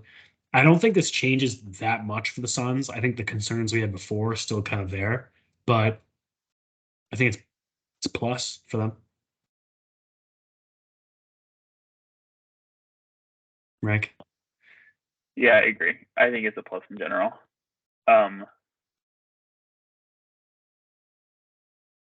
But I think Grayson Allen and these guys, I think it just puts more minutes in the team. Like we talked about the big thing last year, them not having enough like rest and getting these star players rest. And I think just having more players in the team will be better. Yeah, you're right. We were criticizing their depth, and this is a depth move for sure. And I'm sure if Liam could speak right now, he would be screaming that, yeah, DeAndre needed to go. he needed to get off this team. I'm going to ask you a hard question, and I know I'm not going to get a bias free, and that's okay. But you're going to have to rank Celtics Bucks. Who's taking the 1 seed? It's got to be the Celtics. Like they have the history, they have the thing. Okay. Yeah. Think about it. Yeah, because I think the Celtics team is more built for the regular season because they have the offensive thing, and I feel like in the regular season, offense wins games. Yeah. And I think the Bucks are going to take some time for the Dame Giannis connection to like formulate and to like become a big success. I think the Celtics are more in line to get the 1 seed. But to be fair, the 1 seed in basketball is a lot of BS. And it's a lot of teams who just want to get the 1 seed that year. And I'm not sure if either of those teams are going to get the 1 seed. I think the Cavs are a team that are more built for regular season basketball and more. Like you went so high on the Cavs last season. No, I agree. And I don't think they're going to be high going forward. But like the 1 seed is such a look at the 1 seed in LeBron's era of like the Eastern Conference, and it wasn't him very often because he just didn't care about the 1 seed. And I think the Cavs are one of those teams that like are built to get the 1 seed, like those Hawks team were, like those Pacers teams were, and those Raptors teams were. But I don't have faith in them in the playoffs. I totally agree. I think every up and coming team that like that first 2-3 years they're good, they're like, because why not? Why not just win every game? That's Yeah. still their mentality. Win every game as much as possible, which is why there's like Derrick Rose teams, the Hawks teams, like you mentioned, got the 1 seed. While the LeBron and other teams are just like, as long as we get a top 4 seed, we'll be fine. I think it's a good point. I've never really thought of it that way. And on that aspect, I don't think the Sixers are really going to get the 1 seed, but the Knicks also. I think the Knicks are going to be scary good this year. I think the DiVincenzo signing, they have a bunch of guys that they can rotate The Nova through. guys back together, baby. It is so much fun. It's going to be a fun season for the Knicks. I need to get to the Knicks game. It's my big goal this year. I think that's a great goal. Yeah, I can't wait for the NBA season to start. I really need this preseason to just fucking cut out. Like, I was watching the Wemby Chet highlights the other day. yeah. How excited are you for Chet? Because both of them had big plays against each other. Like, they're going to be 2 really good guys in this league. I'm excited for Chet, and a lot of people have been like hyping him up a little bit. Like, it's preseason. I'm putting really no stock into this whatsoever. I also admittingly haven't watched any preseason. And then I saw the highlights as well. I did. Yeah, I saw the highlights of them going back like and forth against each other. But then I also see like on the stats, like he had like 20 points in the first half, and I'm like, okay, that sounds really good, but I just didn't see any highlights. So I got to see some regular season games under his belt, but I'm excited. I don't know if you saw the players poll. 72% of players put the Thunder as like brightest core of the future. It's a good time for sure. We haven't seen anything proven, but it's a good time. Mm-hmm. Definitely, I think Chet's the favorite rookie of the year, and he should be. Oh, but appreciate that. Wemby's up and under thing when he's the that was take the 3-pointer around, like he just thinks on a basketball that nobody else can do. He had like a breakaway, like one on 0 dunk, and it was just like, bro didn't even like jump that high, and he still just like tomahawked it. It was ridiculous. It is ridiculous what he can do on the court. But yeah, I'm excited for when the season starts. We'll have a whole NBA episode for that. I feel bad starting the MLB without Liam, but I agree. Doesn't seem right. I'll update you on what happened today and actually what's happened while we've been on the show.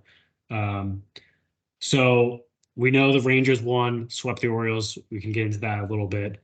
Astros just won while we were on the show versus the Twins. Correa got his 1 game, revenge game, but that was it. And then I've loved this. The Diamondbacks were up 2-0.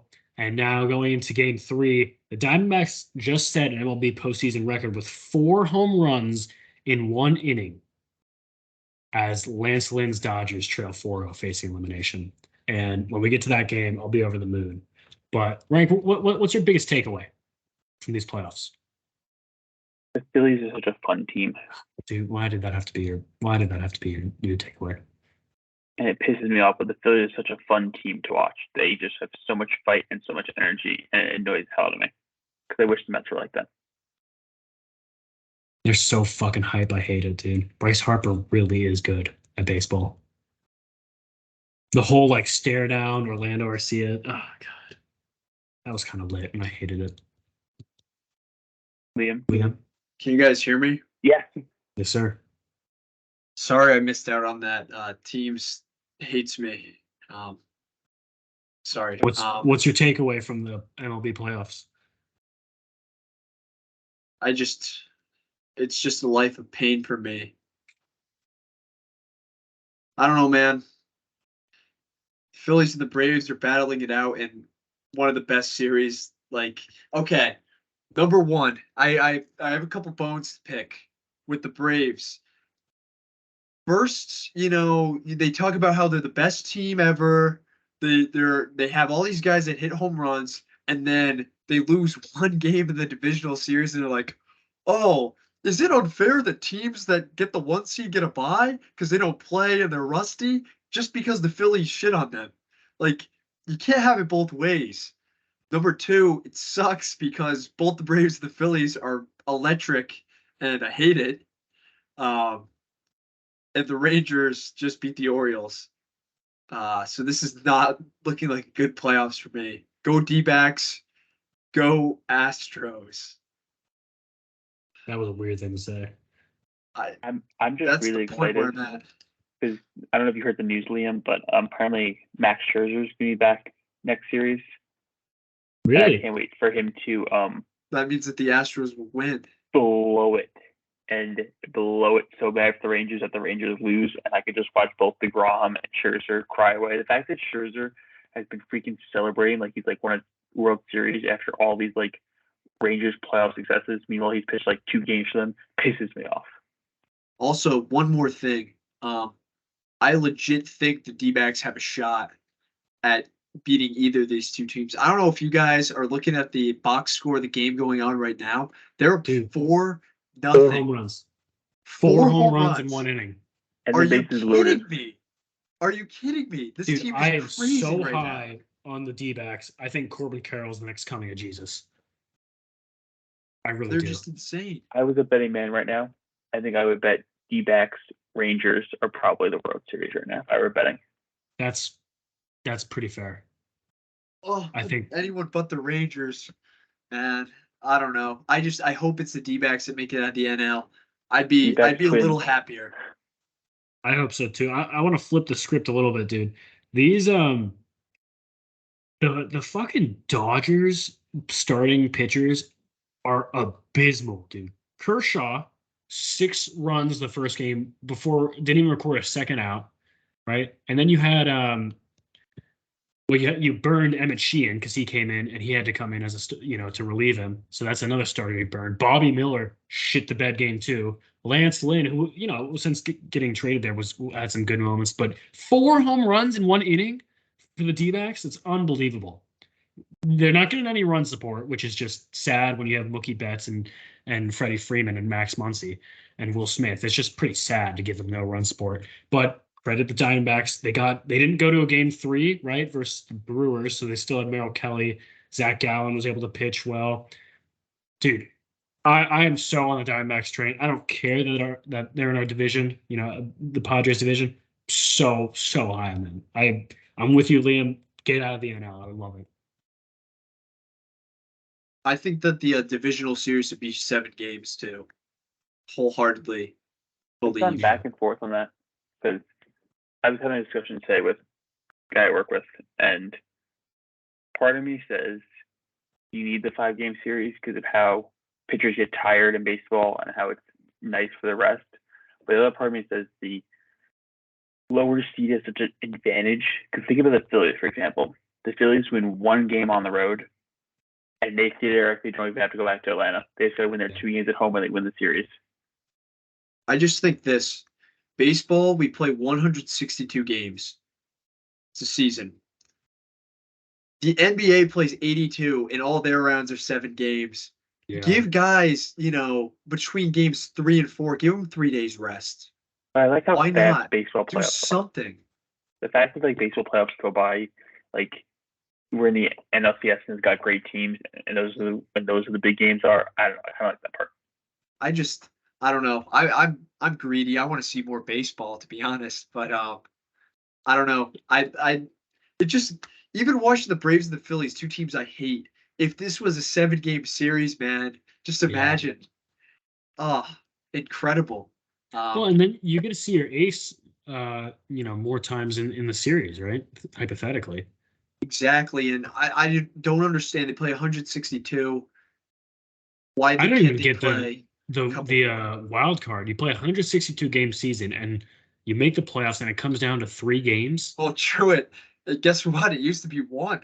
Yeah. Are you serious? Yeah. Like single elimination. Single elimination. You play 162 games and you get 1 bad start from your ace, and that is baloney. Yeah, the wild card game used to be 1 game. That's terrible. Jeez. I know, dude. I want to see more baseball. I do want to stress. One of you guys put that in the notes, dude. Jordan is crazy. That guy. I saw somewhere maybe it was going into this game. He had a 2,000 OPS. He's fucking ridiculous, dude. I think he has one of the highest OPSs, minimum 50 plate appearances in playoff history. It might be top something. It's That's absolutely absurd. absurd. He's got a 1,300 slugging. Jeez. So that's pretty cool. So you're rooting for the Astros, but like, who do you think is actually the favorites to get out of the AL? I don't know. Rangers. I really think it's the Astros. We got to give them their props, just like we give the Chiefs props every year. That no matter how they look, they get the job done, and their offense always gets right at the right time. They always get hot. Come playoff time, I have no reason to believe that they can't hold off their division foe. However, the Rangers have looked really good too. Best offense by far. Yeah. But I don't know. They went against an inexperienced Orioles team. Obviously, the O's don't have the starting pitching, to really make a super playoff run. But I think once they run into the Astros, it's going to be a little down to earth. Yeah, that's gonna be a great series. If that's the series, that's a great series. Rangers Astros. I think the last series they played in the regular season, they just lit up Scherzer and Evaldi.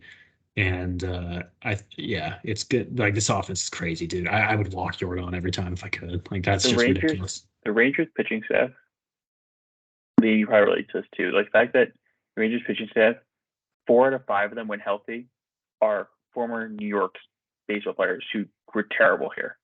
Not terrible, like Evaldi and Montgomery sucked as Yankees, and now they're killing it in Texas. Some guys can't handle the bright lights. It takes a lot to play in the city of New York. Yeah. That's fair. Should we do a little show prediction here? Predict. Well, we don't even know what the next series is going to be, but I guess we could just do predictions for who's going to win the current series, and then who's going to win the next series and the World Series, and how many games too. I can go first. All right, let's see it rank. Phillies in 4. Wow. Okay. Diamondbacks in 3. Yeah, that game's probably already over. Let's just assume everyone's going to choose D-backs in 3. Twins in 5. Wow. Sorry, who'd you say? Twins in 5. Twins in 5? Well, Yeah, over the Astros. Right. The Astros. That's over. Never mind, the Astros won that. Sorry, my bad. They lost tonight. I'm sorry. Okay. Astros in 6. It's funny how you just chose the Twins to win, but then the Astros I can't pick the Rangers. Okay, that's fair. D-backs in. Who's got home field advantage in that series? The Phillies. All right, so D-backs in 6. Wow. Love that. And then World Series. D-backs in 7. Wow, what a great World Series. Wow. Jeez. All right, first chip since 2001. Rank, I almost was gonna go wash with you. I was gonna wash the whole board, just take what you wrote. I'm only gonna switch one thing though. We'll go D-backs in 7 for the NLCS, and in the World Series, I'm taking Astros in 5. Okay. Wow. Why the Astros in 5? They're too good. They're so good. It's a fair enough answer, to be honest. This is just who I want. I'm gonna go Braves in 5. D-backs in 3. Should be done in like 20 minutes.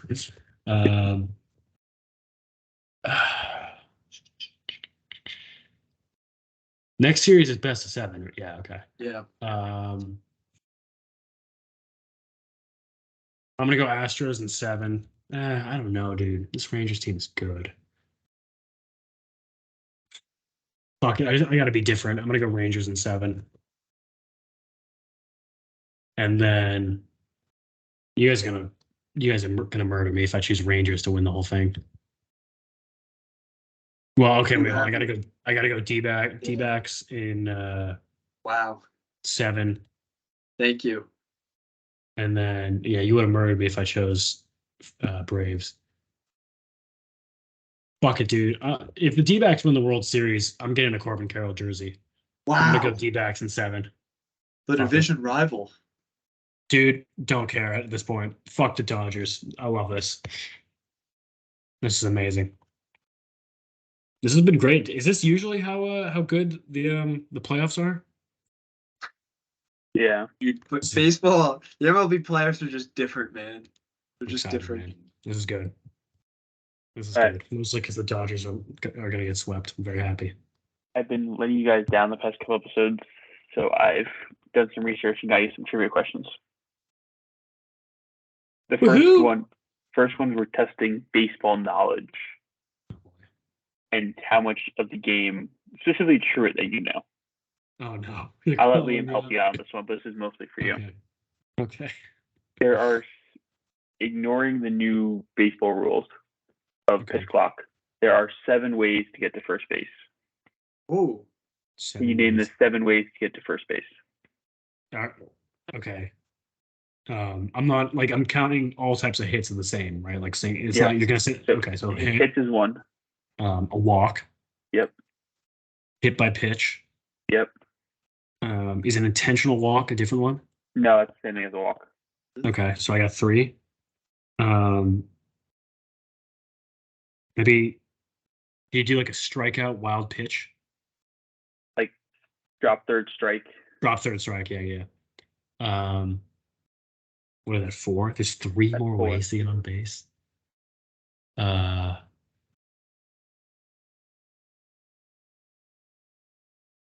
It's not like a home run's a different one, right? That's a hit. Yeah. Dude, what the hell? You know, Liam? catcher's interference is one and fielder's choice is another. Yeah. What's the last one? Is it painfully obvious, Rank?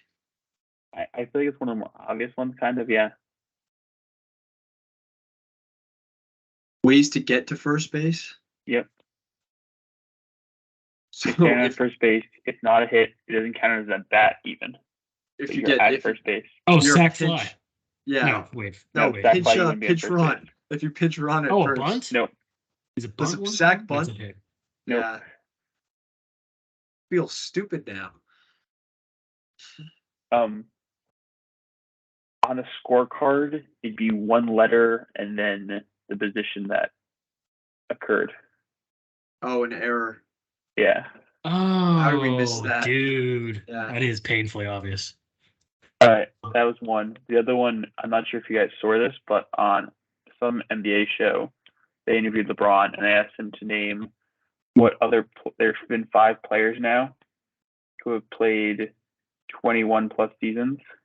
Oh god. Can you name the 5 players in the NBA who have played 21 plus seasons, ignoring LeBron? Vince is one of them. Vince Carter's one of them. Yeah, he's the longest. He's been 22 seasons. Kevin Garnett. Kevin Garnett. Yep. Did Dirk play 21, Liam? Dirk. Okay. Kareem? Nope. One of these guys, I definitely know, and the other one, I don't personally know. Kobe, I think, was 20 only.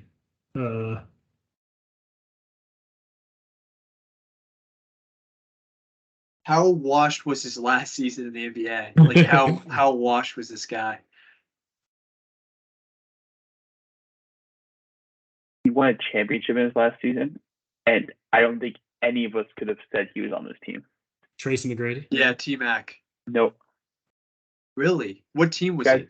guy's prime was in the he was on the 96-97 Bulls team. And his prime was in the 80s. What? What team was he on his prime with? The Celtics. Was it Parrish? Yeah. Yeah. Oh, He shit. played a Robert ton of Parrish. games. On the 96-97 Bulls team. Was he really? Yeah. Yeah. Oh my This god. other guy was a journeyman who literally just bounced to millions of teams from the 80s, 90s, and early 2000s. Really? He was on the Mavs in 07, if you can name guys from the Mavs Liam, in you gotta 07. get that. Mavs Oh in 07? god, dude. Mavs in 07? Power forward and center. You. Wait, Frank, who is the team that Robert Parrish won a championship with in his last year? The Bulls, 96, 97. Oh, he retired. Okay. Rank, was this guy ever an all-star or no?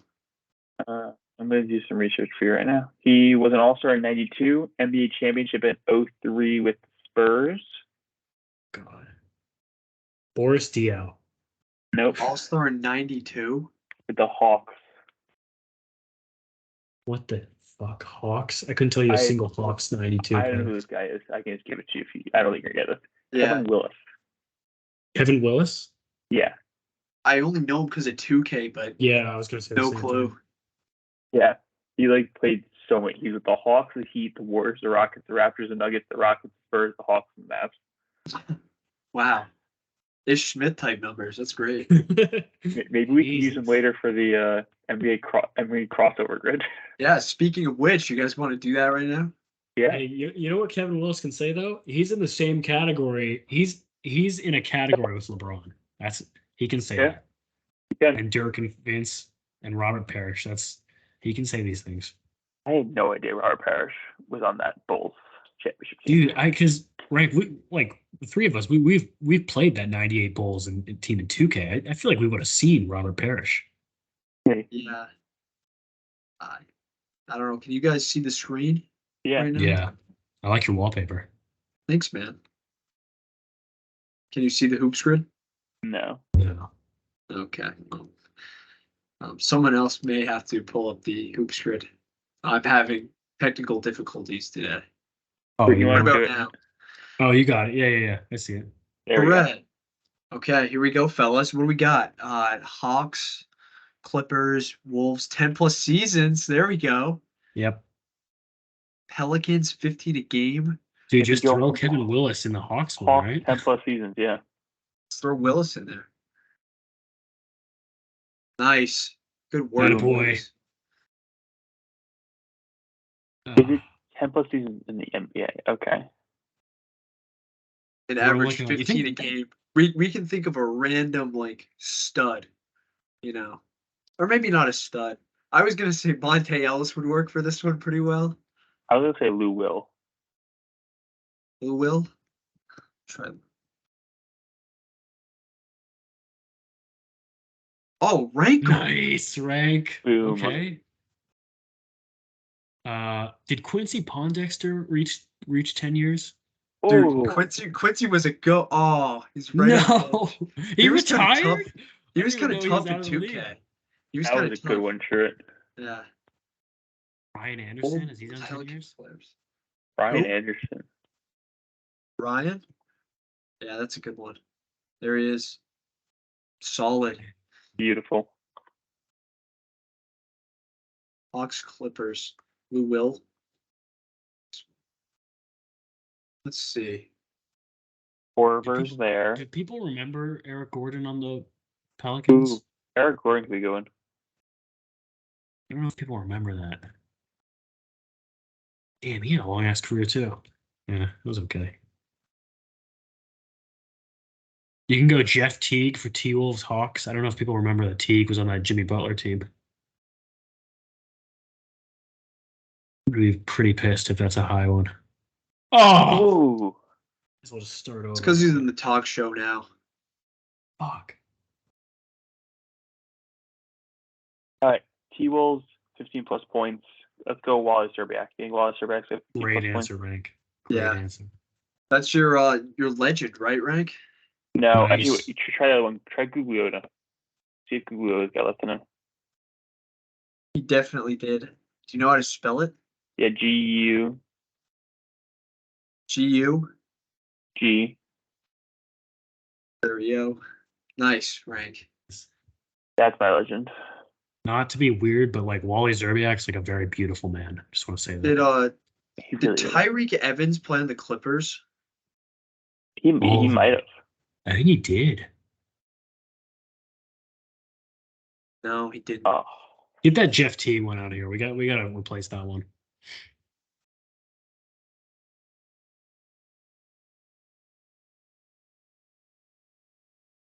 Come to think of that, I don't think I could. I don't think I'd come up with a better one. Who's on the Damari Carroll, you think?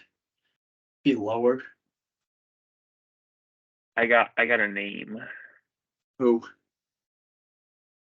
Adrian Payne.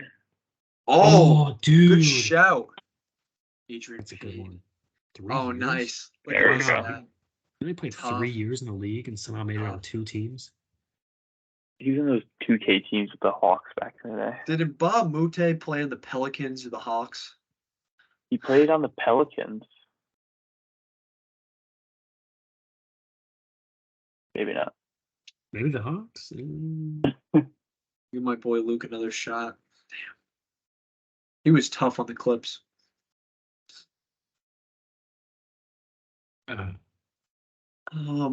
Pelicans, Wolves, I feel like there's some overlap there. Terrence Mann, Hawks Clippers? No. Did Alexander Walker play on the Pels?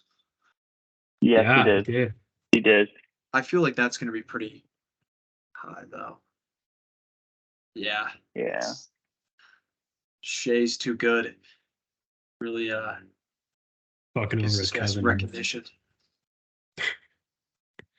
Who was you guys remember when the Clippers were like terrible? Yeah. Matt Who was the main Barnes. guy? There's no way Matt Barnes averaged 15. Dude, if Matt Barnes I'd be averaged so 15, impressed if he did. Yeah, that no Oh, shot. I'd be so shocked. Like, oh God. Who's that center that's like really good for the Clippers? Bob Mack. Yeah, I mean that's gonna be too obvious though. Yeah. Did someone like fuck, what is his name? Used to play on the rank. You know that Wizards 2K team? Antoine? No, but maybe him. I think he was on the Clippers too. I'm thinking of guard alongside Gilbert Arenas. Start with Q. Quentin something. Kind of fat. Did Josh Smith play for the Clippers? He did. There's no way he ever. No, not him. Not him. No, Hawks. The Hawks. Yeah. Hawks one. That's a good one, Rick. He used to be cheat code. Wow. Nice. Oh wait, did he play for the Pels too? What thing is this? What jersey? Oh, dude, that's totally a Pels jersey. Yeah. That's a Okay. Pelicans jersey. Do you think he would? I think it would be a lot less for Pels. Probably. Yeah. We'll have to move him. Oh, We get one Ron Butler. Do you think he averaged 15 for the Clippers? 100%. Does it have to be with that team or just ever? No, I just in general. Nice. Lovely. Yeah, Nice. baby. Let's go. We got to get rid of Nikhil, though. Yeah, get rid of Alexander Walker. Oh. Ew, why does Karan look so ugly in that? Okay. Take a mental snapshot of this, guys. Dude, I don't know if I can do that. I can do this. I get the bottom row. True, you get the Oh top two. no.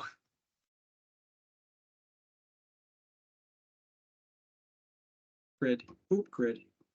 Well, You might have to clear the board. oh, that's how you do it. Whoops. Karan.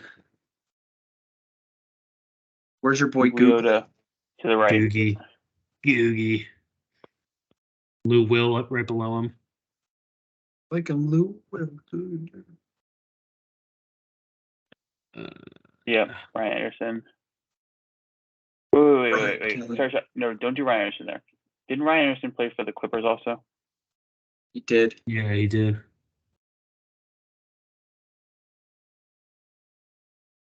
Oh, it's not going to let me. Has Anthony Davis been in the league 10 years? Yeah, Yeah. We'll just put him in for now. temporarily. He's only 6%? The fuck? What? Oh, he didn't. Ryan Anderson didn't. We'll put Josh Smith. Was that Beautiful. less? Yeah, I was last. Yeah.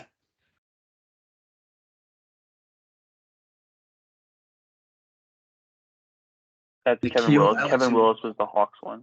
Let's go. Who do we have Hawks. here? T-Wolves was Oh, we had Adrian Josh Payne, right? Yeah. EIAN. This is looking like a sexy ass board right here. 9.2. Hawks Clippers. Hawks Clips. Mo Williams? Try him out. Oh, Will.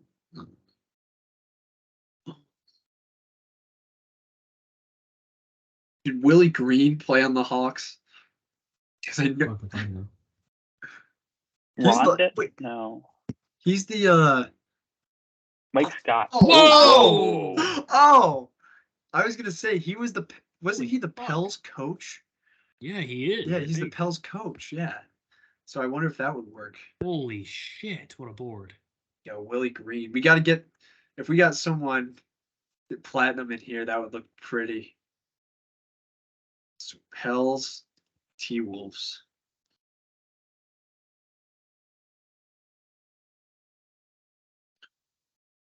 Oh, T-Wolf. Who's on that ugly? When the Pels had those terrible jerseys, was Alexis Ajinça? Did he ever make his way over to Minnesota? It's crazy. But Omir Sheik, is he on there? Oh, I got one. Villanova, Dante Cunningham. ooh, I like that. I like that.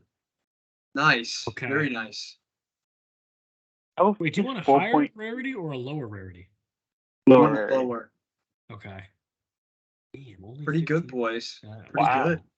That's a good ass board. The fact that Dante Cunningham's got the highest percentage, that's ridiculous. Yeah. It shows us fucking tryhards that probably look it up and do this. Just ruining it for us. 100%. Good work, boys. Birthday time, baby. Birthday time. Yeah, we got some birthdays today, fellas. Sorry, an ad just popped up. Unfortunately, I don't have the premium subscription to the birthday website just yet.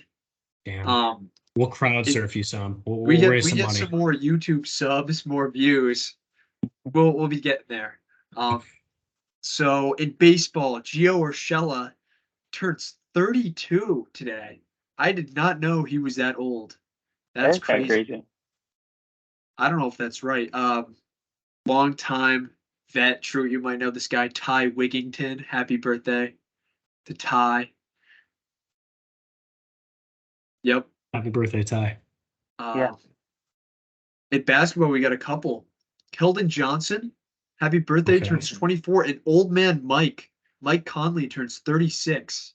Happy birthday, Mike Conley. Yeah. Sonics legend, Desmond Mason. Oh, yeah. Happy birthday to you, too. He could get up, too. He could get up. And Norm Nixon. Happy birthday, Norm. Normie. Okay, let's see what we got in football.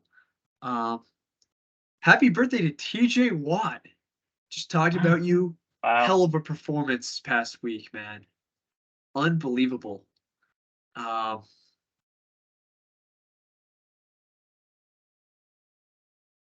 Suggs, happy birthday.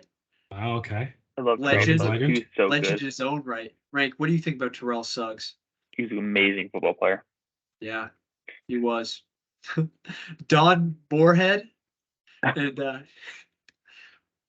and Cowie Black Bear. Happy birthday to Cowie. Cowie Black Bear. Oh boy. Coowee. Cowie. That's awesome. Very nice. Happy birthday, Cowie. Yeah. Moving over to hockey. Don't know any of these guys. I'm not a hockey guy. The season just started up, though, I saw. One hockey birthday I saw for my Rangers. Alexei Lafreniere. Happy birthday, Lafreniere. Young guy, rank? Young guy. Stud? Swedish legend. No, he's been playing terrible. He's second overall pick. First overall pick, and he's not been playing up to that. Oh, so maybe don't wish him a happy birthday then. Well, I hope he gets better this year. And last one, we have a soccer legend named Hermes. That's all. That's awesome. That's a great name. Dope. If you're gonna have a one name type of guy, that's a great name. Hermes is sick. Yeah. So that's all we got for birthdays, fellas. Happy birthday, Hermes. Wow. All right, everybody. Thank you for joining us on this. This was a pretty jumbo-packed episode of Fun in the Locker Room, but we love our fans. We throw in as much content as we want to. Fuck it. This is our series. We don't work under any time constrictions. But in all seriousness, it's nice not to have that hour restriction that we had at Villanova.